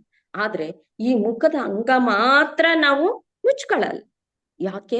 ಇದು ಜ್ಞಾನದಿಂದ ತುಂಬಿರ್ತಕ್ಕಂಥದ್ದು. ಈ ವದನ ಅನ್ನೋದು ಅಷ್ಟು ಜ್ಞಾನದಿಂದ ತುಂಬಿದೆ. ಇದು ಎಲ್ಲ ನಮ್ಮ ಪ್ರತಿಯೊಂದು ವ್ಯವಹಾರನು, ಈ ಮನುಷ್ಯನ ಏನು ವ್ಯವಹಾರ ನಡೀತಾ ಇದೆ ಅದೆಲ್ಲವೂ ಈ ಮುಖದಿಂದಲೇ ನಡಿಬೇಕಾಗತ್ತೆ. ಆದ್ರಿಂದ ಈ ಮುಖನ ನಾವು ಮುಚ್ಕೊಳ್ಳಲ್ಲ. ಎಲ್ಲಾ ಅಂಗಗಳನ್ನ ಮುಚ್ಚಿದ್ರು ಈ ಮುಖ ಮಾತ್ರ ಹಾಗೇ ಕಾಣ್ತಾ ಇರುತ್ತೆ. ಇದ್ರಿಂದ ನಮ್ಗೆ ಹೆಂಗ್ ಗೊತ್ತಾಗುತ್ತೆ ಅಂತಂದ್ರೆ, ಈಗ ಮೊದಲನೇದಾಗಿ ನಾವು ಆ ಭಾವವನ್ನ ಏನ್ ಕಾಣ್ತೀವಿ ಅಂದ್ರೆ, ಯಾವ್ದ್ರಲ್ಲಿ ಕಾಣ್ತೀವಿ ಅಂದ್ರೆ ಈ ಕಣ್ಣಿನ ಮುಖಾಂತರ ನಾವು ನಮ್ಮ ಒಳಗೆ ಇರೋ ಭಾವನ ಪ್ರದರ್ಶಿತವಾಗೋದನ್ನ ನಾವು ಕಾಣ್ತೀವಿ. ಯಾವ ತರ? ನಮ್ಗೇನೋ ಬೇಕಾಗಿರುತ್ತೆ. ಆ ಬೇಕಾದಾಗ ನಾವು ಇನ್ನೊಬ್ರ ಹತ್ರ ಹೋಗಿ ನಾವು ನಿಲ್ತೀವಿ. ಆ ನಿಂತಾಗ ಆ ವ್ಯಕ್ತಿಯ ಕಣ್ಣನ್ನ ನೋಡ್ಬಿಟ್ಟು, ಮೊದಲನೇ ಒಂದು ಇದು ಅಂತಂದ್ರೆ ಅವನ್ನ ಕಂಡಿಡಿಯೋದು, ಅವನ ಮನಸ್ಸಿನಲ್ಲಿ ಏನಿದೆ ಅನ್ನೋದನ್ನ ಕಂಡಿಡಿಬೇಕಾದ್ರೆ ಮೊದಲನೇದು ಈ ಕಣ್ಣು. ಅವನ ಭಾವ ಆ ಕಣ್ಣಿನ ಮುಖಾಂತರ ಪ್ರದರ್ಶಿತ ಆಗ್ತಾ ಇರತ್ತೆ. ಅವನ್ಗೇನೋ ಬೇಕಾಗಿರುತ್ತೆ, ಅವನ್ ಬಂದ್ ನಿಲ್ತಾನೆ. ಅವಾಗ ಇವ್ರಿಗೆ ಗೊತ್ತೋ, ಇವ್ನಿಗೇನೋ, ಈ ವ್ಯಕ್ತಿಗೆ ಏನೋ ಬೇಕು, ಇವನೇನೋ ಬಯಸ್ತಾ ಇದ್ದಾನೆ ಅಂತ ಅನ್ಬಿಟ್ಟು ಆ ಕಣ್ಣಿನ ಭಾವನೆಯಿಂದ ನಾವು ತಿಳ್ಕೊಂತೀವಿ. ಅದೇ ರೀತಿ ಇನ್ನೊಂದು ಮಾಧ್ಯಮ, ಒಬ್ಬ ವ್ಯಕ್ತಿನ ನಾವು ಅಳತೆ ಮಾಡ್ಬೇಕು, ಆ ವ್ಯಕ್ತಿ ಹೇಗಿದ್ದಾನೆ ಅಂತ ನಾವು ತಿಳ್ಕೋಬೇಕು ಅಂತಂದ್ರೆ ಇನ್ನೊಂದು ಮಾಧ್ಯಮ ಅಂದ್ರೆ ವಾಕ್. ವಾಕ್ ಅಂದ್ರೆ ಮಾತು. ಆ ವ್ಯಕ್ತಿಯನ್ನ ನಾವು ಮಾತಾಡಿಸಿದಾಗ ನಮ್ಗೆ ಅರಿವಾಗುತ್ತೆ, ಅವನು ಗಾಂಭೀರ್ಯದಿಂದ ಆ ಮಾತಾಡಿದ್ರೆ ಎಲ್ಲಿ ತುಳುಕುತ್ತೋ, ಮುತ್ತು ಒಡೆಯುತ್ತೋ ಅನ್ನೋ ರೀತಿ ಅವನ್ ಮಾತಾಡಿದಾಗ ಇವನೊಬ್ಬ ಉತ್ತಮವಾದಂತ ವ್ಯಕ್ತಿನಪ್ಪ ಅನ್ನೋದು ನಮಗ್ ಗೊತ್ತಾಗೋಗುತ್ತೆ. ಆ ವ್ಯಕ್ತಿಯ ಒಂದು ಭಾವನೆ, ಅವನ್ ಹೇಗಿದ್ದಾನೆ, ಅವನ್ ಗುಣ ಹೇಗಿದೆ ಅನ್ನೋದು ಅವನ್ ಮಾತಿನಿಂದ ಗೊತ್ತಾಗೋಗುತ್ತೆ. ಅದೇ ಒಬ್ಬ ವ್ಯಕ್ತಿ ಏನು ರೂಟಾಗಿ ಮಾತಾಡೋದು, ಆ ಯಾರ ಮಾತಾಡ್ಸಿದ್ರೆ ಅವ್ರಿಗೆ ಒಂದು ಒಳ್ಳೆ ಉತ್ತರ ಕೊಡ್ದಿದೆ, ರೂಟಾಗಿ ಮಾತಾಡ, ಅಯ್ಯೋ ಇವನೊಬ್ಬ ಗಟ್ಟಿಯಾದಂತ ಮನುಷ್ಯನಪ್ಪ, ಇವ್ನ್ ಮೃದು ಇಲ್ಲ ಇವನಲ್ಲಿ, ಇವನ್ ರೂಟಾಗಿ ಮಾತಾಡ್ತಾನೆ ಅನ್ನೋದು ನಮ್ಗೆ ಆ ವ್ಯಕ್ತಿಯ ಗುಣ ಅನ್ನೋದನ್ನ ನಾವು ಈ ಮುಖದ ಮುಖಾಂತರನೇ ನಾವು ತಿಳ್ಕೊಂಡ್ಬಿಡ್ತೀವಿ. ಆದ್ರಿಂದ ಈ ಮುಖ ಅನ್ನೋದು ಅಷ್ಟೊಂದು ಜ್ಞಾನದಿಂದ ಕೂಡಿರ್ತಕ್ಕಂಥದ್ದು ಈ ವದನ ಅನ್ನೋದು ಅಂತ ಅಂದ್ಬಿಟ್ಟು ಹೇಳ್ತಾರೆ. ಈ ಅನೇಕ ಕೋಟಿ ಬ್ರಹ್ಮಾಂಡಗಳನ್ನ ಸೃಷ್ಟಿ ಮಾಡಿರ್ತಕ್ಕಂಥ ಈ ಮಾತೆ, ವಿಶ್ವ ವಿಗ್ರಹಗಳಾದ ಈ ಮಾತೆ ವದನದಲ್ಲಿ ಈ ಜಗತ್ತನ್ನ ಸೃಷ್ಟಿಗೆ ಶಕ್ತವಾದಂತ 5 ಬೀಜಾಕ್ಷರಗಳನ್ನ ಈ ಮಾತೆ ತನ್ನಲ್ಲಿ ಅಡಗಿಸ್ಕೊಂಡಿದ್ದಾಳೆ. ಎಲ್ಲಿ? ಈ ಮುಖದಲ್ಲಿ, ತನ್ನ ಮುಖದಲ್ಲಿ 5 ಬೀಜಾಕ್ಷರಗಳನ್ನ ಅಡಗಿಸಿಟ್ಕೊಂಡಿದ್ದಾಳಂತೆ. ಅದ್ಯಾವ್ಯಾವ್ದು ಆ 5 ಬೀಜಾಕ್ಷರಗಳು ಅಂದಾಗ? ಐಂ, ಕ್ರೀಂ, ಶ್ರೀಂ, ಕ್ಲೀಂ ಮತ್ತು ಸೌಹು. ಈ 5 ಬೀಜಾಕ್ಷರಗಳನ್ನ ಆ ಮಾತೆ ತನ್ನ ಮುಖಾರವಿಂದದಲ್ಲಿ ಅಡಗಿಸಿ ಇಟ್ಕೊಂಡಿದ್ದಾಳೆ. ಈ ಐಂ ಅನ್ನೋದೇನು ಅಂತಂದಾಗ ಇದು ಶಬ್ದದ ಸಂಕೇತ. ಐಂ ಅನ್ನೋ ಬೀಜಾಕ್ಷರ, ಅದು ಪೂರ್ತಿ ಅರ್ಥ ಹೇಳ್ದೇ ಇದ್ರು ಅದು ಸೂಕ್ಷ್ಮವಾಗಿ ನಾನು ತಿಳಿಸ್ತಾ ಇದ್ದೀನಿ ಅಷ್ಟೇ. ಆ ಬೀಜಾಕ್ಷರ ಅಂದ್ರೆ ಏನು ಅನ್ನೋದನ್ನ ಬಗ್ಗೆ ನಾನು ತಿಳಿಸ್ತಿದ್ದೀನಿ, ಅದ್ರ ಅರ್ಥ ನಾನು ಹೇಳ್ತಿಲ್ಲ. ಐಂ ಅನ್ನೋ ಬೀಜಾಕ್ಷರ ಯಾವ್ದರ ಸಂಕೇತ? ಶಬ್ದದ ಸಂಕೇತ. ಈ ಐಂ ಬೀಜಾಕ್ಷರ ಶಬ್ದದ ಸಂಕೇತ ಅಂದಾಗ ಈ ಸೃಷ್ಟಿ ಬರ್ಬೇಕಾರೆ ಈ ಸೃಷ್ಟಿ ಉದ್ಭವ ಆಗ್ಬೇಕಾದ್ರೆ ಯಾವ್ದ್ರ ಮೂಲಕ ಬಂತು ಫಸ್ಟ್ಗೆ? ಆ ಶಬ್ದದ ಮೂಲಕನೇ ಈ ಸೃಷ್ಟಿ ಉತ್ಪತ್ತಿ ಆಯ್ತು ಅಂತ ಹೇಳ್ತಾರೆ. ಆ ರೀತಿ ಆ ಶಬ್ದದ ಮೂಲಕ ಸೃಷ್ಟಿ ಉತ್ಪತ್ತಿ ಆದಾಗ ಈ ಮಹಾ ಋಷಿಗಳು ಇರ್ತಾರ, ಅವ್ರೇನ್ ಮಾಡಿದ್ರು, ಈ ಶಬ್ದವನ್ನ ಗ್ರಹಿಸಿ, ಈ ಶಬ್ದದ ಎಲ್ಲ ಅರ್ಥವನ್ನ ಗ್ರಹಿಸಿಕೊಂಡು ವೇದಗಳನ್ನ ಅವರು ಮಾಡಿದ್ರು. ಆ ವೇದಗಳ ಮುಖಾಂತರ ಈ ಜೀವರುಗಳಿಗೆ ಹೇಗೆ ಆ ಜೀವನ ಅಂದ್ರೆ ಏನು, ನಾನು ಅಂದ್ರೆ ಏನು ಅನ್ನೋ ಒಂದು ಆಧ್ಯಾತ್ಮಿಕತೆಯನ್ನ ಅದ್ರ ಮೂಲಕ ತಂದು ಈ ಲೋಕ ಕಲ್ಯಾಣಕ್ಕೋಸ್ಕರ ಕೊಟ್ರು, ಈ ಶಬ್ದ ಅನ್ನೋದ್ರ ಮೂಲಕ. ಆ ಶಬ್ದ ನಮ್ಮಲ್ಲೂ ನೋಡ್ತೀವಿ, ಹೇಗೆ ನಮ್ಮ ಈ ಎದೆ ಮುಟ್ಕೊಂಡಾಗ ಡಬ್ ಡಬ್ ಡಬ್ ಅಂತ ಹೊಡಿತಾ ಇರತ್ತೆ. ಅಂತಂದ್ರೆ ಆ ಶಬ್ದ ಅನ್ನೋದು ಈ ಪ್ರಕೃತಿಗೂ ಅಷ್ಟೇ. ನೀವೆಲ್ಲರೂ ನಿರ್ಜನ ಪ್ರದೇಶಕ್ಕೆ ಹೋದಾಗ ನೋಡಿ, ಗೊಯ್ ಗೊಯ್ ಅನ್ನೋ ಶಬ್ದ ಬರ್ತಾ ಇರತ್ತೆ. ಅಂದ್ರೆ ಈ ಪ್ರಕೃತಿಲೂ ಶಬ್ದ ಇದೆ, ನಮ್ಮಲ್ಲೂ ಶಬ್ದ ಇದೆ. ಶಬ್ದ ಅನ್ನೋದು ಈ ಸೃಷ್ಟಿಗೆ ಮೂಲವಾದಂಥದ್ದು ಅಂತ ಅಂದ್ಬಿಟ್ಟು ಹೇಳ್ತಾರೆ. ಹಾಗೇನೆ ಶ್ರೀ ಅನ್ನೋದು ಎರಡನೇದು ಶ್ರೀಮ್ ಅನ್ನೋ ಬೀಜಾಕ್ಷರ. ಈ ಬೀಜಾಕ್ಷರದ ಒಂದು ಏನಪ್ಪಾ ಅಂತಂದ್ರೆ, ಇದು ಉಷ್ಣತೆಯನ್ನ ಸೂಚಿಸುತ್ತೆ. ಈ ಬೀಜಾಕ್ಷರ ಉಷ್ಣತೆಯನ್ನ ಸೂಚಿಸುತ್ತೆ. ಈ ಉಷ್ಣತೆ ಅನ್ನೋದು ಇಲ್ದೆ ಹೋದಾಗ ಈ ಪ್ರಪಂಚದಲ್ಲೂ ಅಷ್ಟೇ ಇರಕ್ಕಾಗಲ್ಲ, ನಮ್ ಶರೀರದಲ್ಲೂ ಅಷ್ಟೇ. ಉಷ್ಣತೆ ಅನ್ನೋದು ಇಲ್ದೆ ಹೋದ್ರೆ ಈ ಶರೀರ ಅನ್ನೋದು, ಈ ಜೀವ ಅನ್ನೋದು ಇರಲ್ಲ. ಇವಾಗ ಯಾರನ್ನಾರ ನಾವು ಹಿಂಗ್ ಕೈ ಮುಟ್ ನೋಡಿದಾಗ ಸ್ವಲ್ಪ ಬಿಸಿಯಾಗೇ ಇರ್ಬೇಕು. ಆ ಕೈ ಬಿಸಿ ಇಲ್ಲ, ಬರೀ ತಣ್ಣಗಾಯ್ತು ಅಂತಂದಾಗ ಆ ತಣ್ಣಗಿದೆ ಕೈ, ಏನ್ ಐಸ್ ಕೊರ್ದಂಗ್ ಕೊರಿತಿದೆ ಅಂದ್ರೆ ಅಲ್ಲಿ ಮನುಷ್ಯ ಇಲ್ಲ, ಆ ಜೀವಿ ಇಲ್ಲ, ಆಗೋಯ್ತು ಅಂತ ಹೇಳ್ಬೋದು. ಹಾಗೆ ಈ ಶ್ರೀಮ್ ಅನ್ನೋ ಬೀಜಾಕ್ಷರ ಯಾವ್ದನ್ನ ಸೂಚಿಸ್ತಾ ಇದೆ ಅಂದ್ರೆ ಉಷ್ಣತೆಯನ್ನ ಸೂಚಿಸ್ತಾ ಇದೆ ಅಂತ ಹೇಳ್ತಾರೆ. ಹಾಗೆ ಇನ್ನೊಂದು ಕ್ರೀಮ್ ಬೀಜಾಕ್ಷರ.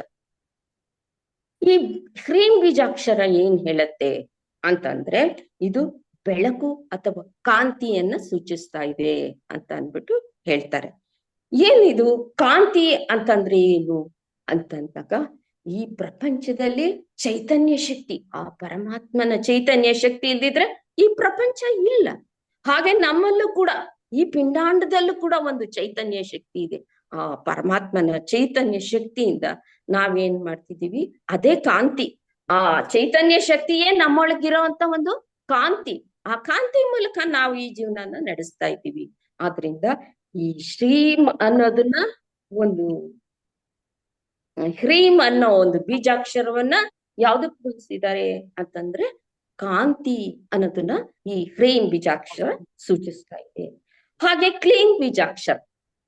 ಆ ಕ್ಲೀನ್ ಬೀಜಾಕ್ಷರ ಏನ್ ಸೂಚಿಸ್ತಾ ಇದೆಯಪ್ಪ ಈ ಜಗತ್ನಲ್ಲಿ ಅಂತಂದಾಗ, ಅಮ್ಮನ ಆ ಮುಖದಲ್ಲಿ ಇರ್ತಕ್ಕಂತ ಆ ಕ್ಲೀನ್ ಬೀಜಾಕ್ಷರ ಏನ್ ಸೂಚನೆ ಕೊಡ್ತಾ ಇದೆ ಅಂತ ನೋಡೋದಾದ್ರೆ, ಅದು ಆಕರ್ಷಣಾ ಶಕ್ತಿಯನ್ನ ಸೂಚಿಸ್ತಾ ಇದೆ. ಆ ಆಕರ್ಷಣಾ ಶಕ್ತಿ ಅನ್ನೋದು ಕೂಡ ಒಂದು ಮುಖ್ಯವಾದ್ದೆ. ಈಗ ಆಕರ್ಷಣಾ ಶಕ್ತಿ, ಈಗ ನಮ್ಗೆ ಆ ತಿನ್ಬೇಕು ಅನ್ನೋ ಆಕರ್ಷಣೆ ಹುಡ್ತಾ ಇದ್ರೆ ನಾವು ಆ ಆಹಾರನ ತಗೊಳ್ದೆ ಹೋದ್ರೆ ನಮ್ ಜೀವನೇ ಇಲ್ಲ. ನೀರ್ ಕುಡಿಬೇಕು ಅನ್ನೋ ಆಕರ್ಷಣೆ ಹುಡ್ತಿದ್ರೆ ಆ ನೀರ್ ಇಲ್ದೆ ಇದ್ರು ಜೀವ ಇಲ್ಲ. ಅಂತ ಒಂದು ಆಕರ್ಷಣಾ ಶಕ್ತಿಯನ್ನ ಈ ಜೀವಕ್ಕೆ ಕೊಟ್ಟಿದ್ದಾನೆ. ಅದೇ ರೀತಿ ಈ ಪ್ರಪಂಚದಲ್ಲೂ ಕೂಡ ಆ ಆಕರ್ಷಣಾ ಶಕ್ತಿ ಇದೆ. ಇದನ್ನ ನಾವ್ ಹೇಗ್ ನೋಡ್ಬೋದು ಆಕರ್ಷಣಾ ಶಕ್ತಿಯಿಂದ? ಈಗ ನಾವು ಭೂಮಿ ಮೇಲೆ ಇದೀವಿ, ಈ ಭೂಮಿಯಿಂದ ಮೇಲಕ್ಕೇನೋ ಒಂದು ವಸ್ತುನ ನಾವ್ ಎಸ್ದಾಗ ಏನಾಗತ್ತೆ, ಅದ್ ಮತ್ತೆ ಕೆಳಕ್ ಬರ್ತಾ ಇರತ್ತೆ. ಅದು ಮೇಲಕ್ ಹೋಗಲ್ಲ, ಅಷ್ಟ್ ದೂರ ಹೋಗ್ಬಿಟ್ಟು ಅದ್ ಮತ್ತೆ ಕೆಳಕ್ ಬರುತ್ತೆ. ಯಾಕೆ? ಈ ಭೂಮಿ ಆ ವಸ್ತುವನ್ನ ಆಕರ್ಷಣೆ ಮಾಡುತ್ತೆ. ಅಂದ್ರೆ ಈ ಇದಕ್ಕೂ ಸೃಷ್ಟಿನಲ್ಲಿ ಈ ಪ್ರಕೃತಿಗೂ ಕೂಡ ಆಕರ್ಷಣಾ ಶಕ್ತಿ ಅನ್ನೋದು ಇದೆ, ಮತ್ತೆ ಈ ಪಿಂಡಾಂಡಕ್ಕೂ ಇದೆ ಅನ್ನೋದನ್ನ ಈ ಕ್ಲೀನ್ ಬೀಜಾಕ್ಷರ ಅನ್ನೋದು ತಿಳಿಸ್ತಾ ಇದೆ. ಇನ್ ಕೊನೆಗೆ ಸೌ ಬೀಜಾಕ್ಷರ, ಸೌ ಅನ್ನೋ ಬೀಜಾಕ್ಷರದ ತಿಳ್ಕೊತಾ ಇದೀವಿ.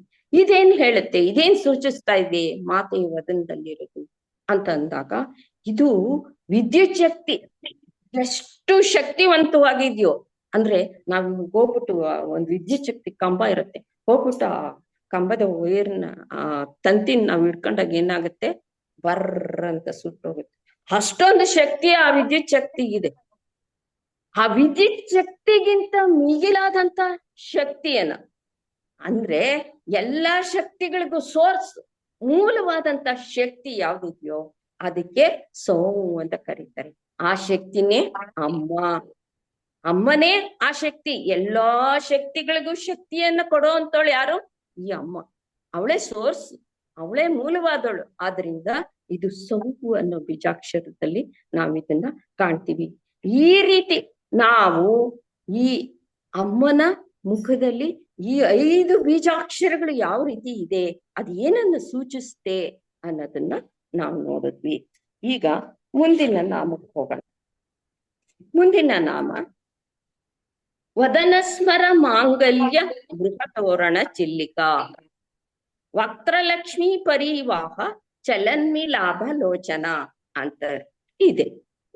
ಇದ್ರಲ್ಲಿ ಏನನ್ನ ವರ್ಣನೆ ಮಾಡಿದ್ದಾರೆ ಅಂತಂದ್ರೆ, ಯಾವುದು?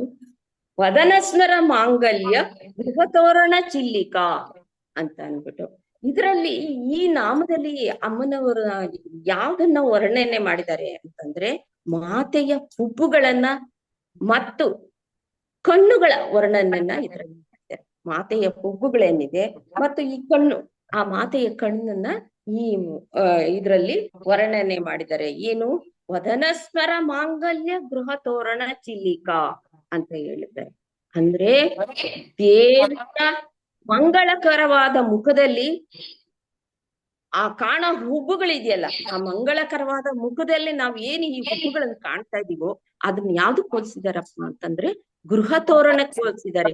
ಒಂದು ಮನೆ ಕಟ್ಟಿರೋ ಅಂತ ಒಂದು ತೋರಣಕ್ಕೆ ಹೋಲಿಸಿದ್ದಾರೆ. ಏನು ಅಂತಂದ್ರೆ, ನಮ್ಮ ಸಂಪ್ರದಾಯದಲ್ಲಿ ಏನಪ್ಪಾ ಅಂತಂದ್ರೆ, ಈಗ ಹಬ್ಬ ಹರಿದಿನಗಳು, ಶುಭ ಕಾರ್ಯಗಳು ಇದೆಲ್ಲ ನಮ್ಮ ಸಂಪ್ರದಾಯದಲ್ಲಿ ನಡೀತಾ ಹೋಗುತ್ತೆ.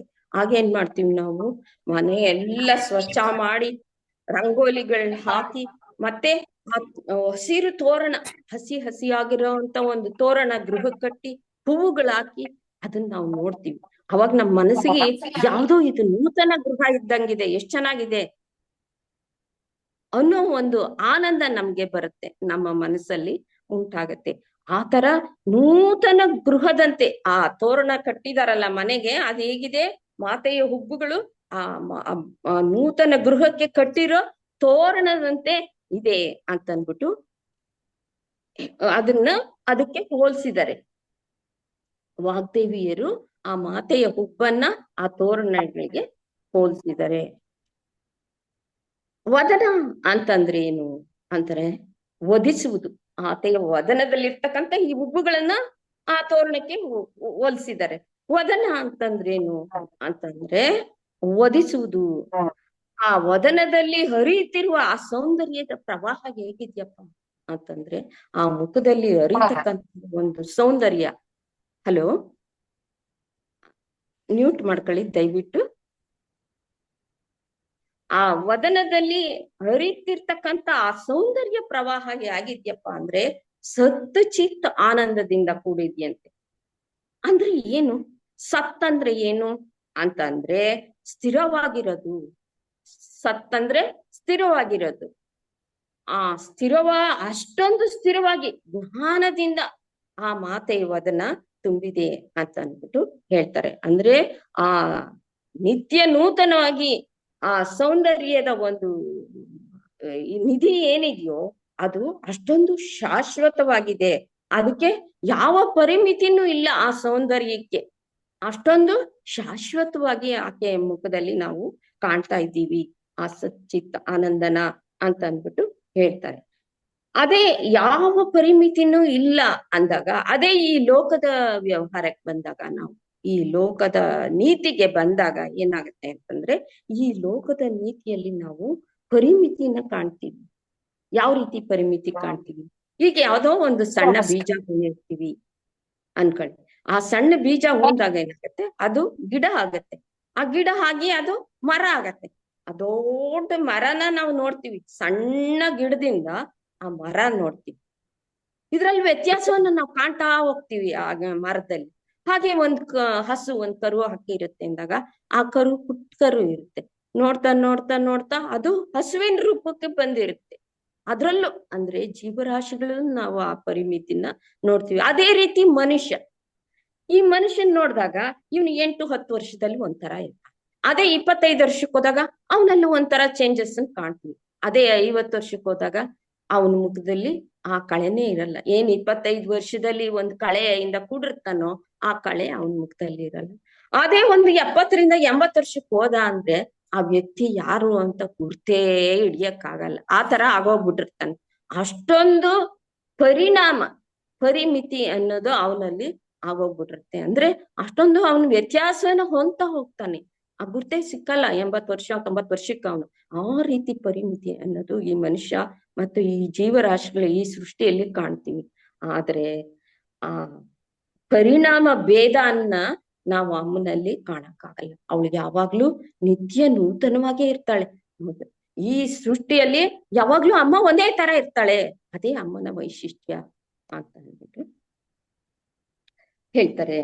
ಆ ಮಾತೆಯ ವದನದಲ್ಲಿ ಅರಿತಿರ್ತಕ್ಕಂತ ಆ ಸೌಂದರ್ಯದ ಪ್ರವಾಹದಲ್ಲಿ ಏನಾಗ್ತಾ ಇದೆ, ಆಕೆ ಕಣ್ಣುಗಳು ಆ ಕಡೆಯಿಂದ ಈ ಕಡೆಗೆ ತೇಲ್ತಾ ಇದೆಯಂತೆ. ಈಗ ಹರಿಯೋ ಒಂದ್ ಪ್ರವಾಹದಲ್ಲಿ ಏನಾನ ವಸ್ತು ಆ ಕಡೆಗೆ ಈ ಕಡೆಗೆ ತೇಲ್ತಾ ಇರುತ್ತೋ ಆ ರೀತಿಯಲ್ಲಿ ಆ ಸೌಂದರ್ಯದ ಪ್ರವಾಹದಲ್ಲಿ ಆ ಕಣ್ಣುಗಳು ಅನ್ನೋದು ಆ ಕಡೆಯಿಂದ ಈ ಕಡೆಗೆ ಈ ಕಡೆಯಿಂದ ಆ ಕಡೆಗೆ ತೇಲ್ತಾ ಇದೆಯಂತೆ.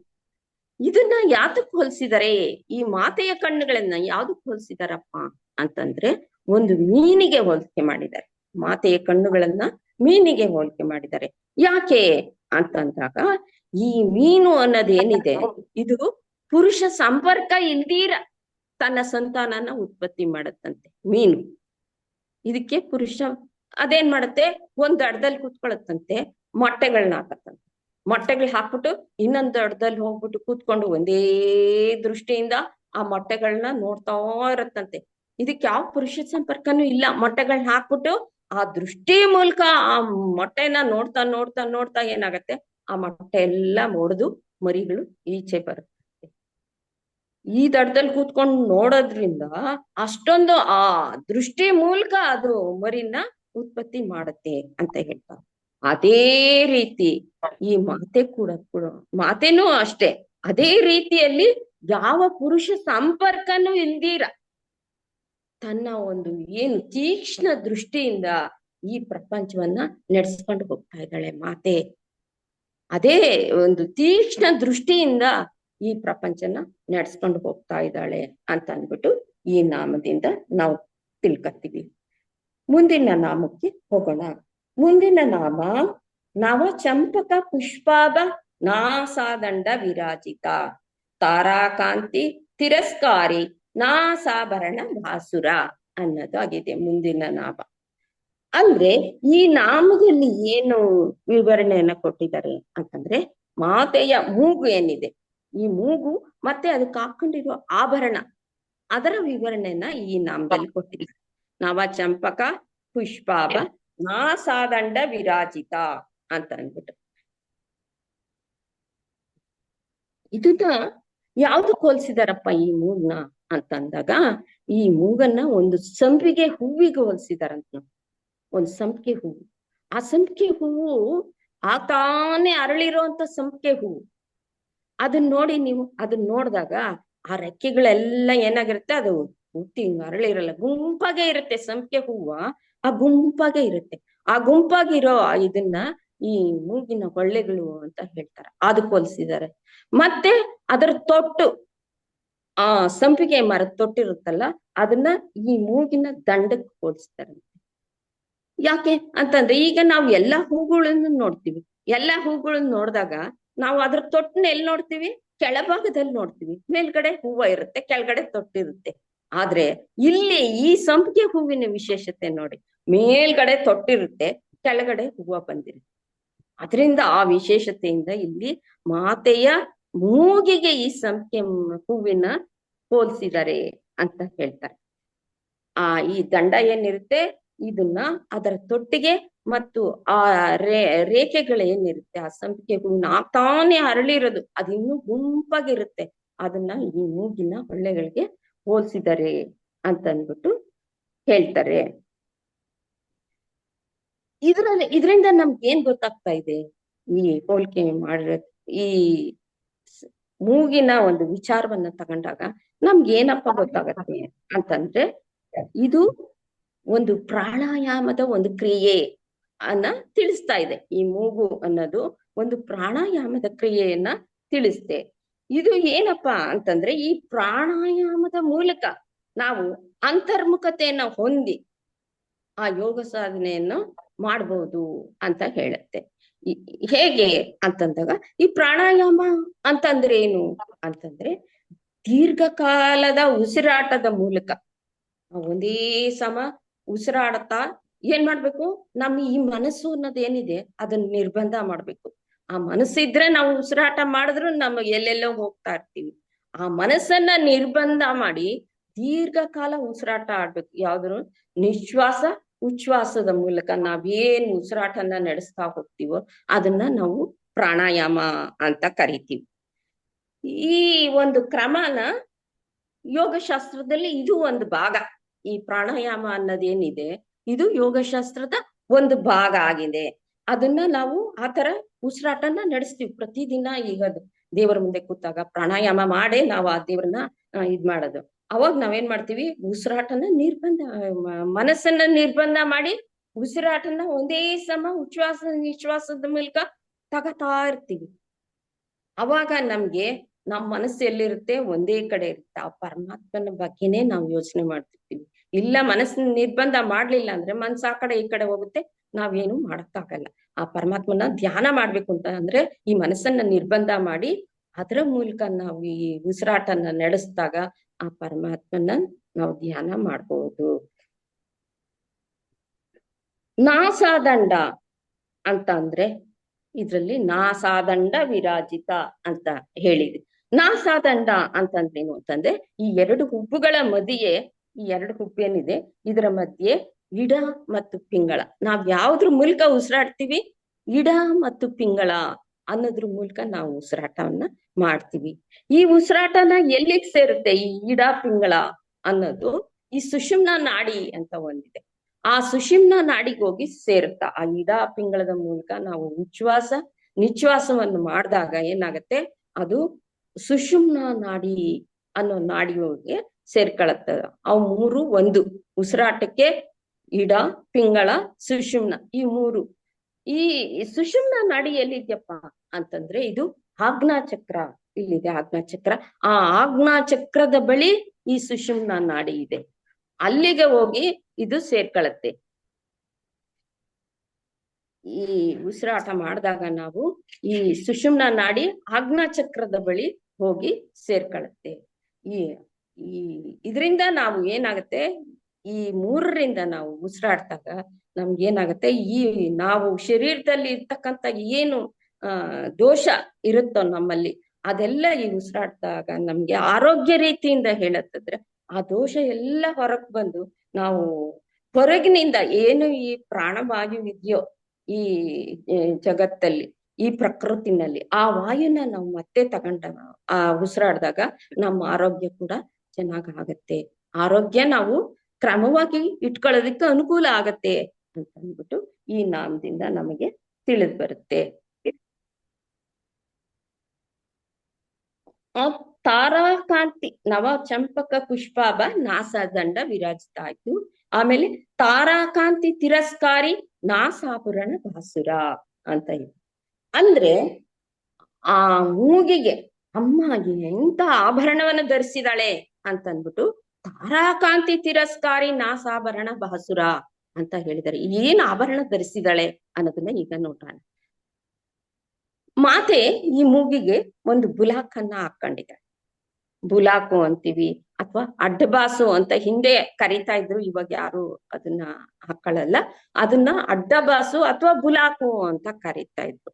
ಆ ಬುಲಾಕಗೆ ಒಂದ್ ಕಡೆ ಏನಿದೆ ವಜ್ರ ಇದೆ, ಇನ್ನೊಂದ್ ಕಡೆ ಏನಿದೆ ಪಗಡ. ಪಗಡ ಅಂತ ಅದು ಗೊತ್ತಿರ್ಬೇಕು ನಿಮ್ಗೆ. ಒಂದ್ ಕಡೆ ವಜ್ರ, ಇನ್ನೊಂದ್ ಕಡೆ ಪಗಡ ಇದೆ. ಈ ವಜ್ರನ ಯಾವ್ದಕ್ ಹೋಲಿಸಿದಾರಪ್ಪ ಅಂತಂದ್ರೆ ನಮ್ಮ ಜೀವನದಲ್ಲಿ ಈ ಗ್ರಹಗಳು 9 ಗ್ರಹಗಳು ನಮ್ಗೆ ಅತ್ಯುತ್ತಮವಾಗಿ ನಮ್ಮ ಜೀವನವನ್ನ ನಡೆಸಕ್ಕೆ ಒಳ್ಳೆ ಒಂದು ಇದನ್ನ ಕೊಡುತ್ತೆ. ಅದು ಗ್ರಹಗಳನ್ನ ನಾವು ಆರಾಧನೆ ಮಾಡಿದಾಗ ಆ ಗ್ರಹಗತಿಗಳು ನಮ್ಗೆ ಸರಿ ಇದ್ದಾಗ ಆ ಗ್ರಹನ ನಾವು ಆರಾಧನೆ ಮಾಡ್ತೀವಿ. ಆ ರೀತಿ ಈ ವಜ್ರಕ್ಕೆ ಯಾವ ಗ್ರಹನ ಹೋಲಿಸಿದಾರಪ್ಪ ಅಂತಂದ್ರೆ ಶುಕ್ರ ಗ್ರಹನ ವಜ್ರಕ್ಕೆ ಹೋಲಿಸಿದ್ದಾರೆ. ಹಾಗೆ ಇದು ಶುಕ್ರ ಗ್ರಹನಿಗೆ ಸಂಕೇತವಾದ್ರೆ ಈ ಕುಜ ಗ್ರಹಕ್ಕೆ ಇದನ್ನ ಪಗಡ, ಏನು ಈ ಪಗಡ ಅಂತ ಹೇಳಿದ್ವಿ, ಒಂದ್ ಕಡೆ ವಜ್ರ, ಇನ್ನೊಂದ್ ಕಡೆ ಪಗಡ ಅಂತ ಏನ್ ಹೇಳಿದ್ವಿ, ಈ ಪಗಡನ ಕುಜ ಗ್ರಹಕ್ಕೆ ಹೋಲಿಸಿದ್ದಾರೆ. ಹಾಗೆ ಹೋಲಿಸಿದಾಗ ಈ ಶುಕ್ರ ಅನ್ನೋದನ್ನ ಏನ್ ಹೇಳಿದ್ದಾರೆ ಶಾಸ್ತ್ರದಲ್ಲಿ ಅಂತಂದ್ರೆ, ಇದು ಪುರುಷ ಪ್ರಧಾನವಾದಂಥದ್ದು ಈ ಶುಕ್ರ ಅನ್ನೋದು ಅಂದ್ಬಿಟ್ಟು, ಇದು ಪುರುಷ ಆಗ್ತಾನೆ. ಈ ಶುಕ್ರ ಅನ್ನೋನು ಪುರುಷ ಆಗ್ತಾನೆ, ಈ ಕುಜ ಅನ್ನೋನು ಏನಾಗ್ತಾನೆ ಸ್ತ್ರೀ ಆಗ್ತಾನೆ.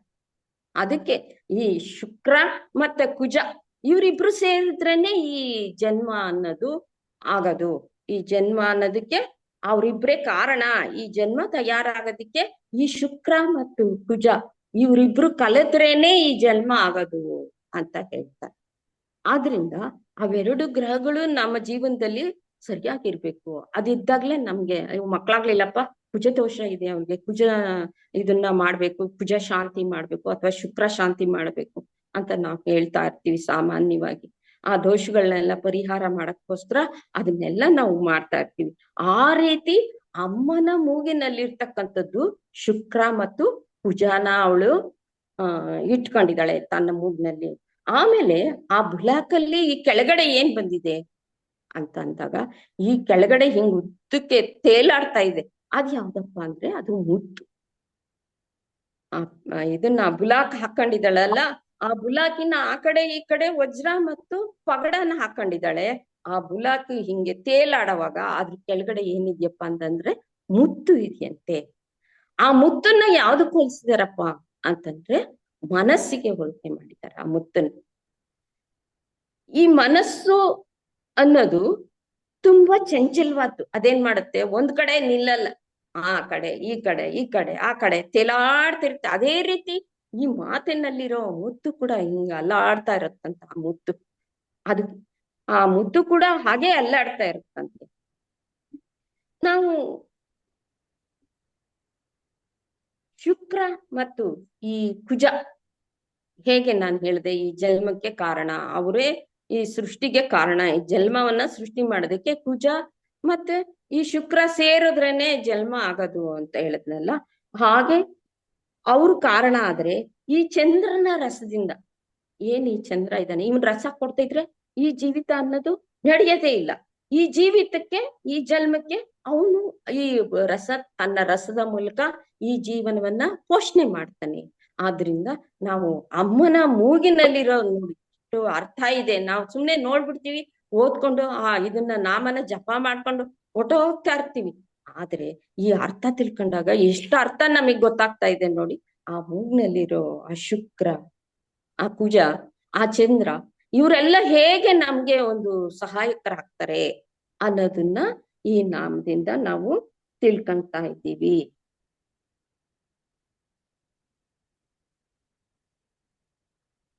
ಇದೆಲ್ಲ ನಾವು ನೋಡಿದಾಗ ಈ ದೇವಿಯ ಒಂದು ಮೂಗಿನಲ್ಲಿ ಏನು, ಈ ಬುಲಾಕ್ನಲ್ಲಿ ಆ ಕುಜ, ಶುಕ್ರ ಮತ್ತು ಚಂದ್ರ ಈ ಮೂರು ಏನ್ ಸಂದೇಶ ಕೊಡ್ತಾ ಇದ್ಯಪ್ಪ ಅಂತಂದ್ರೆ, ಈ ಈ ಜನ್ಮವೇ ಇಲ್ಲದಂತಹ ಒಂದು ಅಮೃತ ತತ್ವದಿಂದ ಕೂಡಿರುವ ಜನ್ಮರಾಹಿತ್ಯವನ್ನ ಅಂತಂದ್ರೆ ಅಮ್ಮ ಅಷ್ಟೊಂದು ಇದಾಗಿ ಹೇಳ್ತಾಳೆ. ಈ ಜನ್ಮ ಅನ್ನೋದೇನಿದೆ ಇದೆ, ಇದನ್ನ ನಾವು ಕಳ್ಕೋಬೇಕಾದ್ರೆ ಈ ಜನ್ಮವನ್ನ ಮತ್ತೆ ನಾವು ಜನ್ಮ, ಮತ್ತೆ ತಾಳು, ಮತ್ತೆ ಹುಟ್ಟು, ಮತ್ತೆ ಸಾವು, ಇದರಿಂದ ದೂರಾಗಿ ನಾನು ಜನ್ಮರಾಹಿತ್ಯದಿಂದ ನಾನು ದೂರ ಆಗ್ತೀನಿ ಅಂದ ತಿಳಿಬೇಕಾದ್ರೆ ಇದು ಜನ್ಮಕ್ಕೆ ಕಾರಣ ಇವೆಲ್ಲ. ಇದು ಸೃಷ್ಟಿ ಮಾಡ್ತು ಜನ್ಮನ ಶುಕ್ರ ಮತ್ತು ಕುಜ, ಮತ್ತೆ ಇದು ಜೀವನವನ್ನ ನಾವು ಪೋಷಣೆ ಮಾಡ್ಕತಾ ಹೋಯ್ತು. ಇದರಿಂದ ನಾವು ದೂರ ಆಗ್ಬೇಕು, ಈ ಮೂರರಿಂದ ನಾವು ಜನ್ಮರಾಹಿತ್ಯರಾಗ್ಬೇಕು ಅಂತಂದಾಗ ಈ ಮಾತನ್ನ ನಾವು ಧ್ಯಾನ ಮಾಡ್ಬೇಕು. ನಾನು ಅಂದ್ರೆ ಏನು ಅನ್ನೋದ್ ತಿಳಿಬೇಕು, ನಾನು ಬ್ರಹ್ಮಸ್ವರೂಪಿ ಅನ್ನೋದು ತಿಳ್ಕೊಂಡು ನಮ್ಮ ಈ ಜನ್ಮವನ್ನ ಸಾರ್ಥಕ ಮಾಡ್ಕೊಂಡು ನಾವು ಮೋಕ್ಷವನ್ನ ಹೊಂದಬಹುದು ಅನ್ನೋದು ಈ ನಾಮದಿಂದ ನಮಗೆ ತಿಳಿದು ಬರ್ತಾ ಇದೆ.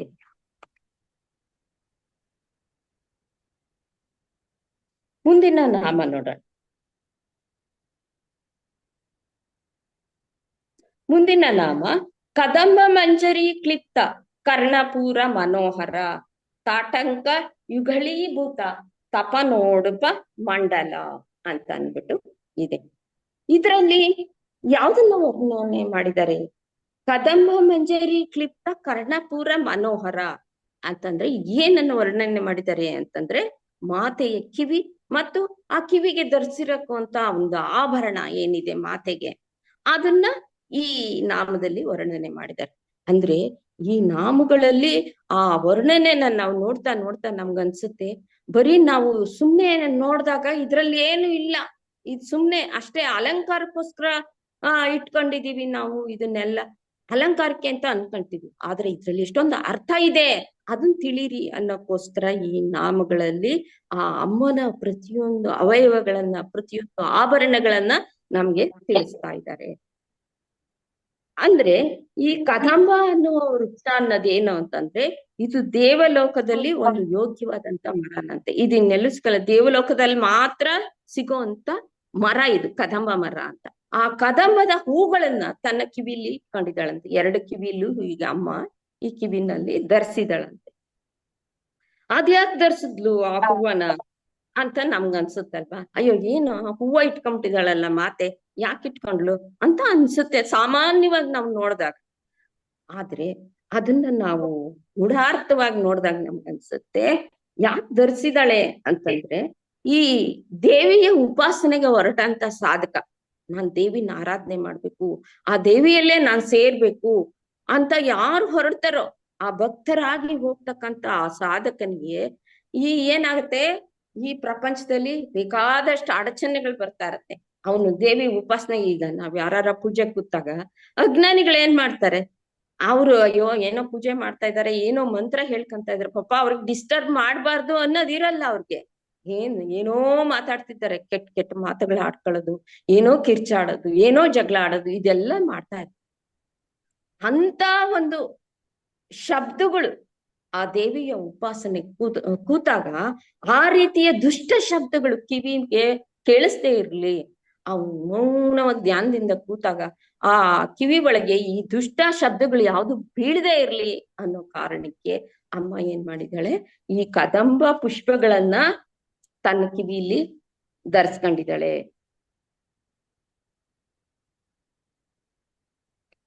ಆಮೇಲೆ ಆ ಉದ್ದೇಶದಿಂದ ತನ್ನ ಉಪಾಸಕನಿಗೆ ಒಳ್ಳೇದಾಗ್ಲಿ ಅನ್ನೋ ಕಾರಣಕ್ಕೆ ಆ ಹೂವನ್ನ ಅಮ್ಮ ಧರಿಸ್ಕೊಂಡಿದ್ದಾಳೆ ಅಂತ ಹೇಳ್ತಾರೆ.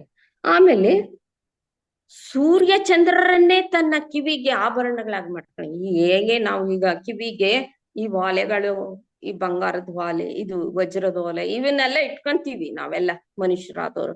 ಆದ್ರೆ ಮಾತೆ ಏನ್ ಮಾಡಿದಾಳೆ, ಸೂರ್ಯ ಚಂದ್ರರನ್ನೇ ತನ್ನ ಕಿವಿಗೆ ಆಭರಣಗಳಾಗಿ ಇಟ್ಕೊಂಡ್ಬಿಟ್ಟಿದ್ದಾಳಂತೆ.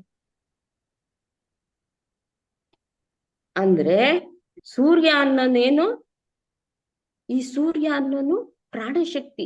ಈ ಮನುಷ್ಯರಿಗೆ ಪ್ರಾಣ ಕೊಡೋನೆ ಅವನು. ಸೂರ್ಯ ಇಲ್ಲದೆ ಇದ್ರೆ ಪ್ರಾಣ ಶಕ್ತಿನೇ ಇಲ್ಲ.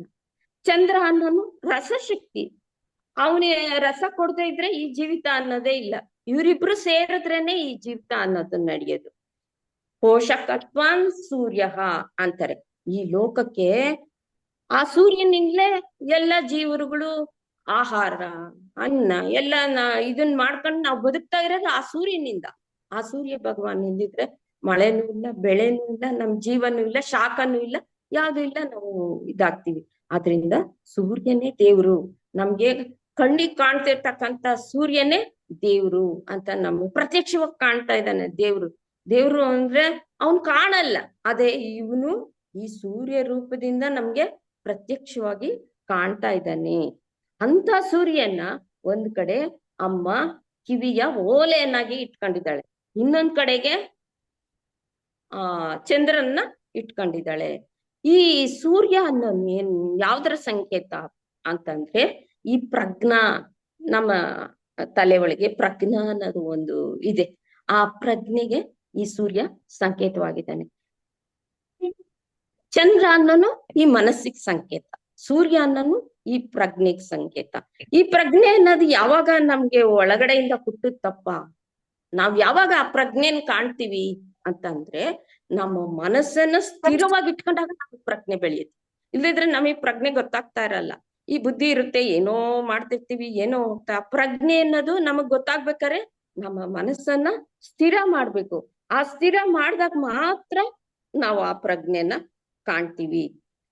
ಆ ಪ್ರಜ್ಞೆ ತಗಬೇಕು.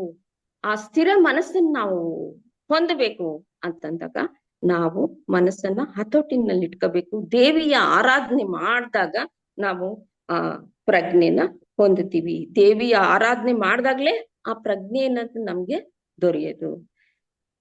ಇನ್ ನಾವು ಈ ಮನುಷ್ಯರಲ್ಲಿ ಏನ್ ನೋಡ್ತೀವಿ, ಬುದ್ಧಿ, ಸ್ಮೃತಿ, ಮತಿ ಅನ್ನೋ ಒಂದು 3 ವಿಧಾನಗಳನ್ನ ನಾವು ಈ ಮನುಷ್ಯನಲ್ಲಿ ಕಾಣ್ತೀವಿ.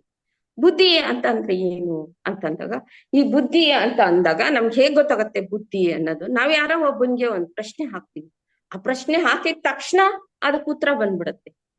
ಅವಾಗ ಅವನಿಗೆ ಬುದ್ಧಿ ಇದೆ ಅಂತ ಅನ್ಬಿಟ್ಟು ನಮ್ಗೆ ಗೊತ್ತಾಗತ್ತೆ. ತಕ್ಷಣ ಸ್ಪಂದಿಸ್ತಾನೆ. ಯಾವ ಒಂದು ಮಾತಿಗೆ ತಕ್ಷಣ ಸ್ಪಂದನೆ ದೊರಕುತ್ತೋ ಅದನ್ನ ನಾವು ಬುದ್ಧಿ ಅಂತ ಕರಿತೀವಿ. ಸ್ಮೃತಿ ಅಂತ ಅಂದ್ರೆ ಏನಂತೀವಿ ಅಂತಂದ್ರೆ, ಮುಂದೆ ಆಗದು, ಅದಿನ್ನು ಮುಂದೆ ಆಗ್ಬೇಕಾಗಿರುತ್ತೆ. ಮುಂದೆ ಹಾಗ ಅನ್ಕೊಂಡಿರ್ತೀವಿ, ಹೀಗ್ ಅನ್ಕೊಂಡಿರ್ತೀವಿ, ಮುಂದೆ ಏನು ನನ್ ಕೆಲ್ಸ ಆಗ್ಬೇಕು ಅಂತ ನಾವ್ ಅನ್ಕೊಂಡಿರ್ತೀವಿ. ಮುಂದೆ ಆಗೋವಂಥದ್ದನ್ನ ಸ್ಮೃತಿ ಅಂತ ಕರಿತೀವಿ. ಮತಿ ಅಂತ ಯಾವ್ದಕ್ ಕರಿತೀವಿ? ಅದಾಗೋಗ್ಬಿಟ್ಟಿದೆ, ಆ ಕೆಲ್ಸ ಆಗ್ಲೇ ನಡೆದೋಗ್ಬಿಟ್ಟಿರುತ್ತೆ, ಅದನ್ನ ನಾವು ಮತಿ ಅಂತ ಕರಿತೀವಿ. ಅಂದ್ರೆ ಇದು ತ್ರಿಕಾಲವನ್ನ ತೋರಿಸುತ್ತೆ. ಅಂದ್ರೆ ವರ್ತಮಾನ ಕಾಲ, ಭೂತಕಾಲ, ಭವಿಷ್ಯತ್ ಕಾಲ, ಈ 3 ಕಾಲಗಳನ್ನ ಇದು ತೋರಿಸುತ್ತೆ. ಇಂಥ 3 ಕಾಲವನ್ನ ಮೀರಿದಂತ ಅಂತಂದ್ರೆ, ಈ 3 ಕಾಲವನ್ನು ದಾಟಿ ಹೋದಂತ ಇವರಿಗೆ ನಾವು ಪ್ರಜ್ಞಾವಂತರು ಅಂತ ಕರಿತೀವಿ. ಅವ್ರನ್ನೇ ಪ್ರಾಜ್ಞಾವಂತರು ಅಂತ ಅನ್ಬಿಟ್ಟು ಕರಿತೀವಿ. ಏನು ಈ ವರ್ತಮಾನ, ಭೂತ, ಭವಿಷ್ಯ ಇವುಗಳನ್ನೆಲ್ಲ ದಾಟ್ಬಿಟ್ಟು ಹೋಗ್ತಾರಲ್ಲ, ಅವ್ರಿಗೆ ಪ್ರಜ್ಞಾವಂತರು. ಈ 3 ಕಾಲಗಳಿಗಿಂತ ವಿಭಿನ್ನವಾದದ್ದೇ ಪ್ರಾಜ್ಞಾ. ಅದನ್ನ ದಾಟಿರೋರೆ ಪ್ರಜ್ಞಾವಂತರು. ಅದನ್ನ ಪ್ರಾಜ್ಞಾ ತ್ರೈಕಾಲಿಕ ಶತಃ ಅಂತ ಅನ್ಬಿಟ್ಟು ಕರೀತಾರೆ. ಅವಾಗ ಏನಾಗುತ್ತೆ, ಆ ಪ್ರಜ್ಞೆಗೆ ಅವ್ರು ಹೋಗಿದ್ದಾರೆ ಅಂತಂದ್ರೆ ಅವ್ರ ಮನಸ್ಸು ಸ್ಥಿರವಾಗಿದೆ, ಅದಕ್ಕೆ ಅವರು ಪ್ರಜ್ಞಾವಂತರಾಗಿದ್ದಾರೆ ಅಂತ ಅನ್ಬಿಟ್ಟು ನಾವು ಹೇಳ್ತೀವಿ. ಮುಂದಿನ ನಾಮ, 8ನೇ ನಾಮ, ಪದ್ಮರಾಗ ಶಿಲಾದರ್ಶ ಪರಿಭಾವಿ ಕಪೋಲಭು ನವ ವಿದುಂಬ ಬಿಂಬ ಶ್ರೀ ಕನ್ಯಾಕಾರಿ ರದಚ್ಚದ ಅಂತ ಅಂದ್ಬಿಟ್ಟು ಇದೆ. ಇಲ್ಲಿ ಏನು ಹೇಳುತ್ತೆ ಅಂತಂದ್ರೆ, ಈ ನಾಮ ಮಾತೆಯ ಕೆನ್ನೆಯ ವರ್ಣನೆನ ಈ ನಾಮದಲ್ಲಿ ನಾವು ಕಾಣ್ತೀವಿ. ಅಂದ್ರೆ ಮಾತೆಯ ಕೆನ್ನೆ ಹೇಗಿದ್ಯಪ್ಪ ಅಂತಂದ್ರೆ, ಈ ಹೊಳಪಿನಲ್ಲಿ ಕೆಂಪು ಛಾಯುಳ್ಳ ಪದ್ಮರಾಗ, ನೀವೆಲ್ಲಾನು ಗೊತ್ತಿರ್ಬೇಕು ನಿಮ್ಗೆ ಪದ್ಮರಾಗ ಅಂತಂದ್ರೆ ಹೇಗಿರುತ್ತೆ ಅಂತ. ಪದ್ಮರಾಗದ ರತ್ನದಿಂದ ಕನ್ನಡಿ ಮಾಡಿರ್ತಾರಂತೆ. ಆ ಪದ್ಮರಾಗದ ರತ್ನದಿಂದ ಕನ್ನಡಿ ಕೆಂಪಕ್ಕೆ ಫಳ ಫಳ ಫಳ ಫಳ ಹೊಳಿತಾ ಇರತ್ತಂತೆ. ಆ ಹೊಳೆಯೋ ಅಂತ ಆ ಕನ್ನಡಿಗೆ ಈ ಮಾತೆಯ ಕೆನ್ನೆಗಳನ್ನ ಹೋಲಿಸಿದ್ದಾರೆ. ಆಮೇಲೆ ಆಕೆಯ ತುಟಿಗಳನ್ನ ಯಾವ್ದಕ್ ಹೋಲಿಸಿದಾರಪ್ಪ ಅಂತಂದ್ರೆ, ತೊಂಡೆ ಹಣ್ಣು, ಹವಳ, ಈ ಹವಳ ನೋಡಿದಿರಲ್ಲ, ಅದಕ್ಕೆ ಎಷ್ಟು ಕೆಂಪಾಗಿರುತ್ತೆ. ಹಾಗೆ ಒಂದು ತೊಂಡೆ ಹಣ್ಣನ್ನ ನಾವು ಹೆಚ್ಚಿದಾಗ ಅದರಲ್ಲಿ ಎಂಥ ಕೆಂಪನೆ ಒಂದು ಇದನ್ನ ನಾವು ನೋಡ್ತೀವಿ. ಅಷ್ಟು ಕೆಂಪಾಗಿರುತ್ತಂತೆ ಮಾತೆಯ ತುಟಿಗಳು, ಅದಕ್ಕೆ ಹೋಲಿಸಿದ್ದಾರೆ. ಈ ಮಾತೆಯ ತುಟಿಗಳನ್ನ ಅದಕ್ಕೆ ಹೋಲಿಸಿದ್ದಾರೆ ಅಂತಂದ್ಬಿಟ್ಟು, ಪದ್ಮರಾಗ ಶಿಲಾದರ್ಶ ಪರಿಭಾವಿ ಕಪೋಲವು ನವ ವಿದುಂಬ ಬಿಂಬ ಶ್ರೀ ಕನ್ಯಾಕಾರಿ ರದಚ್ಚದ ಅಂತ ಅಂದ್ಬಿಟ್ಟು ಇದನ್ನ ಆಯ್ತು. ಮುಂದಿನ ನಾಮ, ಶುದ್ಧ ವಿದ್ಯಾಂಕುರಾಕಾರ ದ್ವಿಜ ಪಂಕ್ತಿ ಜ್ವಯೋಜಲ ಕರ್ಪೂರ ವೀಟಿಕಾ ಮೋದ ಸಮಾಕರ್ಷ ದಿಗಂತರ ಅಂತ ಅಂದ್ಬಿಟ್ಟು ಇದ್ರದ್ದಿದೆ. ಇಲ್ಲಿ ಏನು ಹೋಲಿಸಿದರೆ ಅಂತಂದ್ರೆ, ಇಲ್ಲಿ ಮಾತೆಯ ಹಲ್ಲಿನ ವರ್ಣನೆ ನೋಡಿ. ಪ್ರತಿಯೊಂದು ಅವಯವಗಳನ್ನು ಬಿಟ್ಟಿಲ್ಲ ಮಾತೆದು. ಆ ಪ್ರತಿಯೊಂದು ಅವಯವಗಳ ವರ್ಣನೆ ಕೂಡ ನಮ್ಗೆ ಕೊಡ್ತಾ ಹೋಗ್ತಾರೆ. ಅಂದ್ರೆ ಅದರಲ್ಲಿ ಎಷ್ಟೊಂದು ಒಂದು ಜ್ಞಾನ ಅನ್ನೋದಿದೆ. ಆ ಒಂದೊಂದು ಅವಯವಗಳಲ್ಲೂ ನಾವು ಎಷ್ಟೊಂದು ತಿಳ್ಕೊಬಹುದು ಆ ಜ್ಞಾನನ ಅನ್ನೋದಕ್ಕೋಸ್ಕರ ಆಕೆ ಅವಯವಗಳ ಒಂದು ವರ್ಣನೆಯನ್ನ ಕೊಡ್ತಾ ಹೋಗ್ತಾ ಇದ್ದಾರೆ. ಇಲ್ಲಿ ಹಲ್ಲಿನ ವರ್ಣನೆ ಮತ್ತು ಆಕೆ ಏನು ತಾಂಬೂಲ ಸೇವನೆ ಮಾಡಿದಾಳೆ ಅದರ ವರ್ಣನೆಯನ್ನ ಇಲ್ಲಿ ಕೊಡ್ತಾ ಇದ್ದಾರೆ. ಶುದ್ಧ ವಿದ್ಯಾಂಕುರಾಕಾರ ಅಂತಂದ್ರೆ ಈ ಹಲ್ಲು ಅನ್ನೋದು ಈ ಶುದ್ಧ ವಿದ್ಯೆ ಅಂತ ನಾವ್ ಏನಂತೀವಿ. ಈ ಶುದ್ಧ ವಿದ್ಯೆ ಅಂತಂದ್ರೆ ಏನು ಅಂತಂದಾಗ, ಈ ಶುದ್ಧ ವಿದ್ಯೆ ಅಂತಂದ್ರೆ ಇದು ಒಂದು ಬ್ರಹ್ಮ ವಿದ್ಯೆ ಅಂತ ಹೇಳ್ತಾರೆ. ಶುದ್ಧ ವಿದ್ಯೆ ಅಂದ್ರೆ ಬ್ರಹ್ಮ ವಿದ್ಯೆ ಅಂತ ಹೇಳ್ತಾರೆ. ಇದಕ್ಕ ಮಿಗಿಲಾದ ವಿದ್ಯೆ ಬೇರೆ ಏನು ಇಲ್ಲ. ಈ ಬ್ರಹ್ಮ ವಿದ್ಯೆ ಬಿಟ್ರೆ ಇನ್ ಬೇರೆ ವಿದ್ಯೆಗಳೆಲ್ಲ ಅದೆಲ್ಲ ಏನು ಅಲ್ಪವಾದದ್ದು. ಈ ಶುದ್ಧ ವಿದ್ಯೆನೆ ಮಿಗಿಲಾದಂಥದ್ದು ಶುದ್ಧ ವಿದ್ಯೆ ಅಂತ. ಇಂತಹ ವಿದ್ಯೆ ಒಳಗೆ ನಾವು ಏನ್ ನೋಡ್ತೀವಿ, ಈ ಶುದ್ಧ ವಿದ್ಯೆ ಒಳಗೆ ಅಂತಂದ್ರೆ ಇಹಂ ಮತ್ತು ಅಹಂ ಇವೆರಡಕ್ಕೂ ಭೇದ ಇಲ್ದೆ ಯಾವ್ದಿದ್ಯೋ, ಇಹಂ ಅನ್ನೋದು ಮತ್ತು ಅಹಂ ಇವೆರಡಕ್ಕೂ ಯಾವ ಭೇದ ಇಲ್ದಿರ ಒಂದೇ ತರವಾಗಿದ್ಯೋ ಅದನ್ನ ನಾವೇನಂತೀವಿ ಬ್ರಹ್ಮ ವಿದ್ಯೆ ಅಂತ ಕರಿತೀವಿ. ಇದಂ ಅಂದ್ರೆ ಏನು ಅಂತ ನಾವು ನೋಡಿದಾಗ, ನಾವೇನ್ ಈ ಸೃಷ್ಟಿಲಿ ಎಲ್ಲ ನೋಡ್ತಾ ಇದೀವೋ, ನಮ್ ಕಣ್ಣಿಗೆ ಕಾಣ್ತಾ ಇದೆಯೋ ಎಲ್ಲಾನು ಈ ಸೃಷ್ಟಿಲಿ ಕಾಣ್ತಾ ಇರೋ ವಸ್ತುಗಳೆಲ್ಲ ಇದಂ. ನಾವೇನ್ ನೋಡ್ಲಿ, ಒಂದ್ ಕುರ್ಚಿ ನೋಡ್ಲಿ ಇದಂ, ಒಂದ್ ಬೆಟ್ಟ ನೋಡ್ಲಿ ಇದಂ, ಒಂದ್ ನದಿ ನೋಡ್ಲಿ ಇದಂ, ಅದನ್ನೆಲ್ಲ ನಾವೇನಂತೀವಿ ಇದಂ ಇದಂ. ಒಬ್ಬ ಮನುಷ್ಯನ್ ನೋಡ್ಲಿ ಇದಂ. ಎಲ್ಲಾರನ್ನು ನಾವು ಇದಂ ಇದಂ ಇದಂ ಅಂತ ಕರ್ಕೊಂಡು ಹೋಗ್ತೀವಿ. ಹಾಗೆ ನಾವೆಲ್ಲ ಕಾಣ್ತೀವಿ ಇದಮ್ನ. ಹಾಗಾದ್ರೆ ನಾವು ಕಾಣ್ದೇ ಇರೋದ್ ಯಾವ್ದು, ನಮ್ ಕಣ್ಣಿಗೆ ಗೋಚರಿಸದೇ ಇರೋದ್ ಯಾವ್ದಪ್ಪ ಅಂದಾಗ ಅದು ಅಹಂ ಅಂತೀವಿ. ನಾವೇನು ಇದಂ ಇದಂ ನಮ್ ಕಣ್ಣಿಗೆ ಎಲ್ಲ ಗೋಚರಿಸ್ತಾ ಇದ್ಯೋ ಇದೆಲ್ಲ ನಾವೇನಂದ್ವಿ, ಈ ಗೋಚರಿಸ್ತಾ ಇರ್ತಕ್ಕಂಥ ಇದನ್ನೆಲ್ಲ ನಾವೇನ್ ಅನ್ಕೊಂಡ್ವಿ, ಜಗತ್ತು ಅನ್ಕೊಂಡ್ವಿ. ನಮ್ಗೆ ಏನೇನ್ ಕಾಣ್ತಾ ಇದ್ಯೋ, ಅಯ್ಯೋ ಈ ಜಗತ್ನಲ್ಲಿ ನಾನು ಅದ್ ನೋಡ್ತಿದ್ದೀನಪ್ಪ, ಇದ್ ನೋಡ್ತೀನಪ್ಪ, ಇದ್ ನೋಡ್ತೀನಪ್ಪ ಅಂತ ಎಲ್ಲ ಅಂತೀವಿ. ಆ ಇದಂ ಅನ್ನೋದ್ರಲ್ಲಿ ಏನಿದೆ, ಜಗತ್ತು ಅನ್ನೋದಿದೆ. ಆ ಜಗತ್ನಲ್ಲಿ ನಾವು ಇದಂ ನೋಡ್ತಾ ಇದ್ದೀವಿ. ಹಾಗಾದ್ರೆ ನಾವು ಕಾಣದೇ ಇರೋ ಅಂಥದ್ದು, ನಮಗ್ ಕಾಣಿಸ್ದೇ ಇರೋ ಅಂಥದ್ದು ಒಂದಿದೆ. ಅದ್ ಯಾವ್ದಪ್ಪ ಅಂದ್ರೆ ಅಹಂ. ಅಹಂ ಅಂದ್ರೆ ಏನು ಅಂತಂದ್ರೆ ಅದೇ ಬ್ರಹ್ಮ, ಅದೇ ಪರಮಾತ್ಮ. ಆ ಪರಮಾತ್ಮ ನಮಗ್ ಕಾಣ್ತಾನ? ಕಾಣಲ್ಲ. ಅವನು ಇದಾನೆ ಅಂತ ಗೊತ್ತು ನಮ್ಗೆ, ಅವನೇ ಎಲ್ಲ ನಡೆಸ್ತಾ ಇರೋನು ಅಂತ ಗೊತ್ತು. ಆದ್ರೆ ಅವನನ್ನ ನಾವು ಕಾಣಕ್ ಆಗ್ತಾ ಇಲ್ಲ. ಅದನ್ನ ನಾವೇನಂತೀವಿ, ಅಹಂ ಅಂತೀವಿ. ಆ ಅಹಮ್ಮನ ಮೂಲ ಅರ್ಥವೇ ನಾನು ಅನ್ನೋದು. ಆ ನಾನು ಅನ್ನೋದೇನಿದೆ ಅದು ಅಹಂನ ಮೂಲ ಅರ್ಥ. ನಾವೀಗ ಈ ಜಗತ್ನಲ್ಲಿ ಎಲ್ಲ ಇದಂ ಇದಂ ಇದಂ ಅನ್ಕೊಂಡು ನೋಡ್ತಾ ಹೋದ್ವಿ ಈ ಜಗತ್ನಲ್ಲಿ. ಹಾಗಾದ್ರೆ ಈ ಅಹಂ ಅನ್ನೋದು ನಾನು ಅಂತ ಹೇಳಿದ್ವಿ. ಏನು ಆ ಪರಬ್ರಹ್ಮನ ನಾವು ಅಹಂ ಅಂತೀವೋ ಅದೇ ನಾನು ಅನ್ನೋ ಒಂದು ಮೂಲಾರ್ಥದಿಂದ ಕೂಡಿದೆ ಅಂತ ಅಂದ್ಬಿಟ್ಟು ನಮ್ಗ್ ಗೊತ್ತಾಯ್ತು. ಇವಾಗ ನಾವು ಇದಂ ಇದಂ ಅಂದಾಗ ನಮ್ ಕಣ್ಣಿಗೆ ಕಾಣೋದೆಲ್ಲ ಇದಮ್ಮು. ಈ ಜಗತ್ನಲ್ಲಿ ನಾವ್ ಏನೇನ್ ನೋಡ್ತಾ ಇದೀವೋ ಎಲ್ಲ ಇದಮ್ಮು ಅಂತ ಹೇಳಿದ್ವಿ. ಹಾಗೆ ನಾವು ಈ ಮನುಷ್ಯನು ಕೂಡ ಸೇರ್ಕೊಂಡ, ಅವ್ನ್ ಕಾಣ್ತಾ ಇದ್ದಾನೆ. ಆ ಮನುಷ್ಯನ್ನ ನಾವು ಕೇಳಿದಾಗ ನೀನ್ ಯಾರಪ್ಪ ಅಂತ ಕೇಳಿದಾಗ ಅವನೇನಂತಾನೆ, ನಾನ್ ಇಂಥವನು, ನನ್ನ ಹೆಸರು ಇಂಥದ್ದು ಅಂದ್ರೆ ಮುಂದೆ ಅವನ್ ನಾನು ಅನ್ನೋದನ್ನ ಪ್ರಯೋಗ ಮಾಡೇ ಆಮೇಲೆ ಅವನ ಹೆಸರನ್ನ ಹೇಳಕ್ ಶುರು ಮಾಡ್ತಾನಲ್ವಾ. ಹಾಗಾದ್ರೆ ಇವನೇನಂದ, ಇವನ್ ಎಲ್ಲಿದ್ದಾನೆ, ಇದಮ್ನಲ್ಲಿದ್ದಾನೆ. ನಾವು ಕಾಣ್ತಾ ಇರೋ ಈ ಜಗತ್ತಲ್ಲಿದ್ದಾನೆ. ಆದ್ರೂ ಅವನೇನ್ ಹೇಳ್ತಾ ಇದ್ದಾನೆ, ನಾನು ಅಂತ ಹೇಳ್ತಾನೆ. ನಾನು ಅನ್ನೋದಕ್ ನಾವೇನ್ ಹೇಳಿದ್ವಿ, ಆ ಪರಬ್ರಹ್ಮನ ಮೂಲಾರ್ಥ ನಾನು, ಅಹಂ ಅನ್ನೋದ ಮೂಲಾರ್ಥ ನಾನು ಅಂತ ಅಲ್ಲಿ ಹೇಳಿದ್ವಿ. ಇದಂ ಅಂದ್ರೆ ಇಲ್ಲಿ ನಾನು ಅಂತ ಹೇಳ್ತಿದ್ದಾನಲ್ಲ ಅಂತ ನಮಗೆ ಅಂದಾಗ ಏನಾಗತ್ತೆ, ನಾವು ಅದನ್ನ ವಿಶ್ಲೇಷಣೆ ಮಾಡಕ್ ಹೋಗ್ತೀವಿ. ಯಾಕೆ ನೀಗಂದ, ಇದಂ ಅನ್ನೋನು ಇಲ್ಲೇ ಇದ್ದಾನೆ, ಈ ಜಗತ್ತಲ್ಲಿದ್ದಾನೆ, ಇವನ್ ನಾನು ಅಂತ ಇದ್ದಾನೆ. ನಾನು ಅನ್ನೋದು ಅಹಮ್ಮು, ಆ ಪರಮಾತ್ಮ, ಇವನ್ ಯಾಕೆ ಹೀಗಂತ ಇದ್ದಾನೆ ಅಂತ ಅಂದ್ಬಿಟ್ಟು ನಾವು ವಿಶ್ಲೇಷಣೆ ಮಾಡಿದಾಗ ನಮ್ಗೆ ಗೊತ್ತಾಗತ್ತೆ. ಏನಂತ ಗೊತ್ತಾಗತ್ತೆ, ಈ ನಾನು ಅಂತ ಈ ಮನುಷ್ಯ ಏನ್ ಹೇಳ್ತಾ ಇದ್ದಾನೋ ಇವನು ಒಂದು ಉಪಾಧಿ ಮಾತ್ರ. ಇವನೊಂದು ಉಪಾಧಿ ಅಷ್ಟೇ. ಆ ಉಪಾಧಿಯಾಗಿ ಇವನು ನಾನು ಅಂತ ಹೇಳ್ತಾ ಇದ್ದಾನೆ. ಇದನ್ನ ಈ ಉಪಾಧಿನ ಏನ್ ಮಾಡ್ತಾ ಇದ್ದಾನೆ, ಈ ಉಪಾಧಿ ನಾನು ಅಂತ ಇವನ್ ಹೇಳ್ತಾನೆ ಉಪಾಧಿಯಾಗಿ.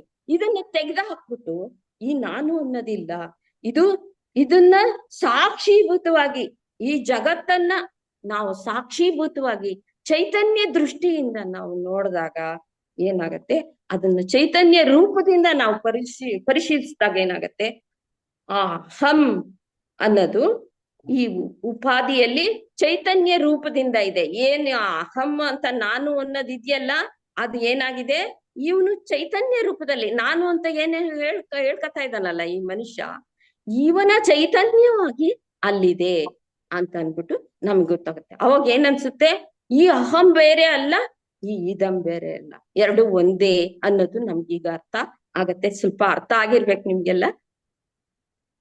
ಅವಾಗ ನಮ್ಗೆ ಇವೆರಡು ಒಂದೇ, ಅಹಂ ಬೇರೆ ಅಲ್ಲ, ಇದಂ ಬೇರೆ ಅಲ್ಲ ಅಂತ ಅನ್ಬಿಟ್ಟು ನಮ್ಗೆ ಗೊತ್ತಾಗತ್ತೆ.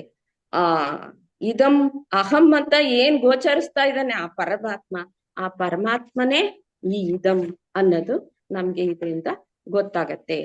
ಇದನ್ನ ತಿಳಿಬೇಕು ನಾವು. ಇದನ್ನ ಹೇಗ್ ತಿಳಿತೀವಿ? ಆ ಪರಬ್ರಹ್ಮನೇ ಎಲ್ಲ, ಇದಂ ಅನ್ನೋದು ಇಲ್ಲ, ಎರಡು ಒಂದೇ ಅಂತ ನಾವು ತಿಳ್ಕೊಬೇಕಾದ್ರೆ ನಾವ್ ಯಾವ್ದ್ರ ಮೂಲಕ ತಿಳ್ಕೊತೀವಿ? ವೇದಾಂತದ ಮೂಲಕ ತಿಳ್ಕೊತೀವಿ. ಅದನ್ನೇ ನಾವು ಅದ್ವೈತ ವಿದ್ಯೆ ಅಂತ ಕರಿ. ಈ ಅದ್ವೈತ ವಿದ್ಯೆನ ಅಂದ್ರೆ ಇದು ಬೇರೆ ಅಲ್ಲ, ಅದು ಬೇರೆ ಅಲ್ಲ, ನಾವು ಬೇರೆ ಮಾಡಿದಾಗ ದ್ವೈತ ಆಗತ್ತೆ. ಎರಡು ಒಂದೇ ಅಂತ ನಾವ್ ಯಾವಾಗ ತಿಳ್ಕೊತೀವೋ ಅದನ್ನ ನಾವು ಅದ್ವೈತ ವಿದ್ಯೆ ಅಂತ ಅನ್ಬಿಟ್ಟು ಕರಿತೀವಿ. ಈ ಮಾತೆ ನಗುನಲ್ಲಿರುವಂತ ಈ ಅದ್ವೈತ, ಅವಳು ನಕ್ಕಾಗ ಏನಾಗತ್ತೆ, ಈ ಅದ್ವೈತ ವಿದ್ಯೆಯ ಮೂಲಕ ನಾವು ಮೋಕ್ಷ, ಅಷ್ಟೊಂದು ಆ ನಗುವಿನಲ್ಲಿ ಅಷ್ಟೊಂದು ಆಕರ್ಷಣೆ ಇದೆಯಂತೆ, ಅಷ್ಟೊಂದು ಅದ್ವೈತತೆ ಇದೆಯಂತೆ. ಆ ನಗುವನ್ನ ನೋಡಿದಾಗ ನಾವು ಮೋಕ್ಷ ಪ್ರಿಯರಾಗ್ತೀವಂತೆ ಆಕೆಯ ನಗುವನ್ನ ನೋಡಿದ್ರೆ. ಅಷ್ಟೊಂದು ಅದ್ವೈತ ಆಕೆಯ ನಗುವಿನಲ್ಲಿದೆ ಅನ್ಬಿಟ್ಟು ಆ ನಗುಗೆ ಈ ಅದ್ವೈತನ ಹೋಲಿಸ್ತಾ ಇದ್ದಾರೆ. ಈ ಮಾತೆಯ ಒಂದು ರೂಪನ, ಈ ಮಾತೆಯ ರೂಪ ಏನಿದೆ, ಸಗುಣ ರೂಪದಿಂದ ಹೊರಗೆ ಬಂತು ಅಂತ ಏನ್ ಹೇಳಿದ್ವು, ಆ ರೂಪನ 3 ಕೂಟಗಳಲ್ಲಿ ವಿವರಿಸಿದ್ದಾರೆ. ಒಂದು ವಾಗ್ಭವ ಕೂಟ, ಶಕ್ತಿ ಕೂಟ, ಕಾಮಕೂಟ ಅಂತ ಅನ್ಬಿಟ್ಟು. ಅದೇ ರೀತಿ ಈ ಜೀವರಿಗೂ ಕೂಡ 3 ದೇಹ ಇದೆ: ಸೂಕ್ಷ್ಮ ಶರೀರ, ಸ್ಥೂಲ ಶರೀರ, ಕಾರಣ ಶರೀರ ಅಂತ. ಹೇಗೆ ನಾವು ಈ ಜೀವರುಗಳಲ್ಲಿ 3 ಶರೀರ ಕಾಣ್ತೀವೋ ಆ ಶರೀರವನ್ನ ಈ ಮಾತಿನಲ್ಲಿ 3 ಕೂಟಗಳಲ್ಲಿ ಹೇಳಿದ್ದಾರೆ. ಒಂದು ವಾಗ್ಭವ ಕೂಟ, ಮಧ್ಯಕೂಟ ಮತ್ತು ಕಾಮಕೂಟ ಅಂತ ಅಂದ್ಬಿಟ್ಟು 3 ಕೂಟಗಳಲ್ಲಿ ತಿಳಿಸಿದ್ದಾರೆ. ನಾವು ಈ ಮಾತೆಯ ಒಂದು ಮುಖಭಾವನ್ನ ಯಾವ ಕೂಟದಲ್ಲಿ ಕಾಣ್ತೀವಿ ಅಂತಂದ್ರೆ, ಈ ವಾಗ್ಭವ ಕೂಟದಲ್ಲಿ ನಾವು ಆ ಮಾತೆಯ ಮುಖಾರವಿಂದವನ್ನ ಕಾಣ್ತೀವಿ. ಅದರಲ್ಲಿ ಏನಿದೆ, ಅದು ಆ ಮುಖ ಜ್ಞಾನದಿಂದ ಕೂಡಿದೆ. ಹೇಗೆ ಜ್ಞಾನ ಜ್ವಾಲೆಯಿಂದ ಉದ್ಭವಿಸಿ ಬಂದ್ಲು, ಆ ಮುಖದಲ್ಲಿ ಅಷ್ಟೇ ಒಂದು ಜ್ಞಾನ ಅನ್ನೋದು ಮಾತೆಯ ಮುಖದಲ್ಲಿ ತುಂಬಿಕೊಂಡಿದೆ ಅಂತ ಅಂದ್ಬಿಟ್ಟು ನಾವು ಆ ವಾಗ್ಭವ ಕೂಟದಲ್ಲಿ ನೋಡ್ತೀವಿ. ಇವಾಗ ಇಲ್ಲಿ ಹಲ್ಲುಗಳ ವಿವರಣೆಯನ್ನ ಹೇಳಿದ್ರು ಅಂತಂದ್ರೆ, ಮಾತೆಗೆ ಜ್ಞಾನ ಸ್ವರೂಪಿಣಿ ಆದಂತ ಮಾತೆಗೆ ಆ ಮುಖಾರವಿಂದದಲ್ಲಿ 16 ಅಕ್ಷರಗಳಿಂದ, ಆ ಮುಖಾರವಿಂದವನ್ನ 16 ಅಕ್ಷರಗಳಿಂದ ಕೂಡಿದೆ ಆ ವಿದ್ಯೆ. ಆ ಮುಖಾರವಿಂದದಲ್ಲಿ 16 ಅಕ್ಷರಗಳಿಂದ ಕೂಡಿರುವಂತ ಒಂದು ವಿದ್ಯೆ ಇದೆ. ಅಂದ್ರೆ ಈ ಜ್ಞಾನದಿಂದ ಕೂಡಿರ್ತಕ್ಕಂಥ ಈ 16 ಅಕ್ಷರಗಳಿಂದ ಕೂಡಿದೆ. ಆ 16 ಅಕ್ಷರಗಳು ಯಾವ್ದಪ್ಪ ಆ ವಿದ್ಯೆ ಅಂದ್ರೆ ಷೋಡಶಿ ವಿದ್ಯೆ ಅಂತ ಹೇಳ್ತಾರೆ. ಈ ಲಲಿತಾ ಮಾತೆಯ ವಿದ್ಯೆನೇ ಷೋಡಶಿ ವಿದ್ಯೆ. ಆ ಶ್ರೀ ವಿದ್ಯೆ ಒಳಗೆ ಇದು ಷೋಡಶಿ ವಿದ್ಯೆ ಅಂತ ಅಂದ್ಬಿಟ್ಟು ಇದನ್ನ ಕರೀತಾರೆ. ಇದು ಎಷ್ಟು ಅಕ್ಷರದಿಂದ ಕೂಡಿದೆ? ಇದು 16 ಅಕ್ಷರಗಳಿಂದ ಕೂಡಿದೆ ಈ ಷೋಡಶಿ ವಿದ್ಯೆ. ಆದ್ರಿಂದ ಇಲ್ಲಿ ಏನ್ ಮಾಡಿದ್ದಾರೆ, ಆ ಷೋಡಶಿ ವಿದ್ಯೆಯನ್ನ ಮಾತೆಯ ದಂತವರಸೆಗೆ ಹೋಲಿಸಿದ್ದಾರೆ. ಈ ದಂತವರಸೆಯಲ್ಲಿ ಮೇಲ್ಗಡೆ ಭಾಗದಲ್ಲಿ 16 ಹಲ್ಲುಗಳಿದೆ, ಕೆಳಗಡೆ ಭಾಗದಲ್ಲಿ 16 ಹಲ್ಲುಗಳಿದೆ. ಈ ದಂತವರಸೆನ ಆ ಷೋಡಶ ವಿದ್ಯೆಗೆ ಹೋಲಿಸಿದ್ದಾರೆ. ಆ ದಂತವರಸೆ ಒಳಗೆ ಅಲ್ಲೇ ಏನ್ ಮಾಡಿದಾರಪ್ಪ ಅಂತಂದ್ರೆ, 2 ಭಾಗನ ಮಾಡಿರೋದ್ರಿಂದ ಒಂದು ಭಾಗ ಶಿವಂದು, ಇನ್ನೊಂದು ಶಕ್ತಿ ಭಾಗ, ಒಂದು ಶಿವನ ಭಾಗ ಅಂತ ಅನ್ಬಿಟ್ಟು ಶಿವಶಕ್ತಿಯರ ಐಕ್ಯತೆಯನ್ನ ಅಲ್ಲಿ ವಿವರಿಸಿದ್ದಾರೆ. ಇಲ್ಲೂ ಕೂಡ ಶಿವಶಕ್ತಿಯರ ಐಕ್ಯತೆಯನ್ನ ವಿವರಿಸಿದ್ರು. ಆ 16 ಅಕ್ಷರಗಳನ್ನ ಅವಳ ಹಲ್ಲುಗಳಿಗೆ ಹೋಲಿಸಿದ್ದಾರೆ. ಆ ಷೋಡಶ ವಿದ್ಯೆಯನ್ನ ಹಲ್ಲುಗಳಿಗೆ ಹೋಲಿಸಿದ್ರು. ನೋಡಿ ಎಷ್ಟೊಂದು ಇದರಲ್ಲಿ ಅರ್ಥನ ತುಂಬಿದೆ, ಗೂಢಾರ್ಥ ಅನ್ನೋದು ಎಷ್ಟೊಂದು ತುಂಬಿದೆ ಅಂತಂದ್ರೆ ಹೇಳ್ತಾ ಹೇಳ್ತಾ ಹೇಳ್ತಾ ನಮ್ಗೆ ಅದು ಇಷ್ಟೊಂದು ಜ್ಞಾನ ಇದ್ರಲ್ಲಿ ಇದ್ಯಾ ಅಂತ ಅನ್ಸುತ್ತೆ. ನಾವು ಸುಮ್ನೆ ಪಠನೆ ಮಾಡ್ಕೊಂಡು ಹೋದಾಗ ನಮ್ಗೇನು ಅರ್ಥ ಆಗಲ್ಲ. ಈ ತರ ಅರ್ಥ ತಿಳ್ಕೊಂಡು ನಾವು ಅದನ್ನ ಪಠನೆ ಮಾಡಿದಾಗ ನಿಜವಾಗ್ಲೂ ನಮ್ಗೆ ಜ್ಞಾನ ಅನ್ನೋದು ಬೆಳೀತಾ ಹೋಗುತ್ತೆ.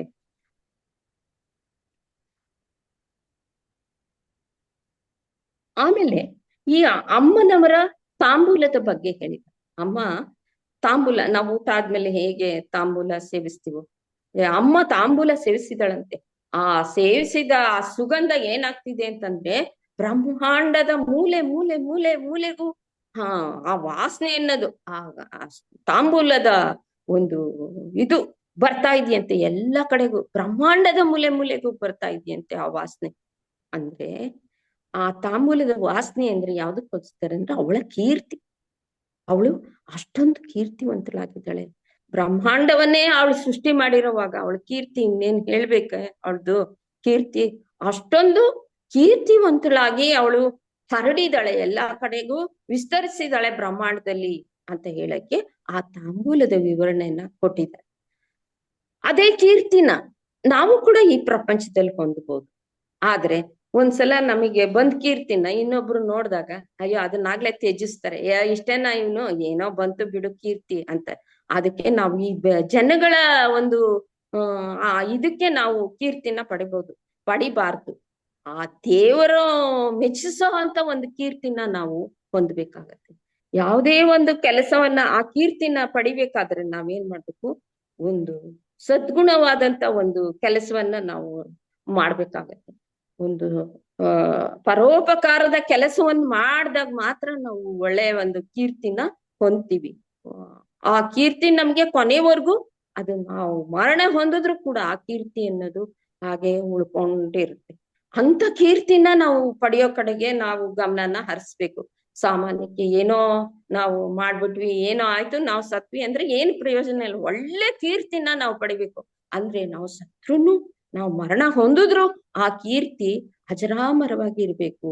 ಅಂತ ಕೀರ್ತಿಯನ್ನ ಪಡೆಯೋ ಅಂತ ಕಡೆಗೆ ನಾವು ಗಮನ ಹರಿಸಿ ಸತ್ಕರ್ಮಗಳನ್ನ ನಾವು ಮಾಡ್ತಾ ಹೋಗ್ಬೇಕು ಅನ್ನೋದು ಈ ತಾಂಬೂಲದಿಂದ, ಮಾತೆ ಹಾಕೊಳ್ಳೋ ಅಂತ ತಾಂಬೂಲದಿಂದ ಇಷ್ಟೊಂದು ಸಂದೇಶವನ್ನ ನಮ್ಗೆ ಕೊಡ್ತಾ ಇದ್ದಾರೆ ನೋಡಿ.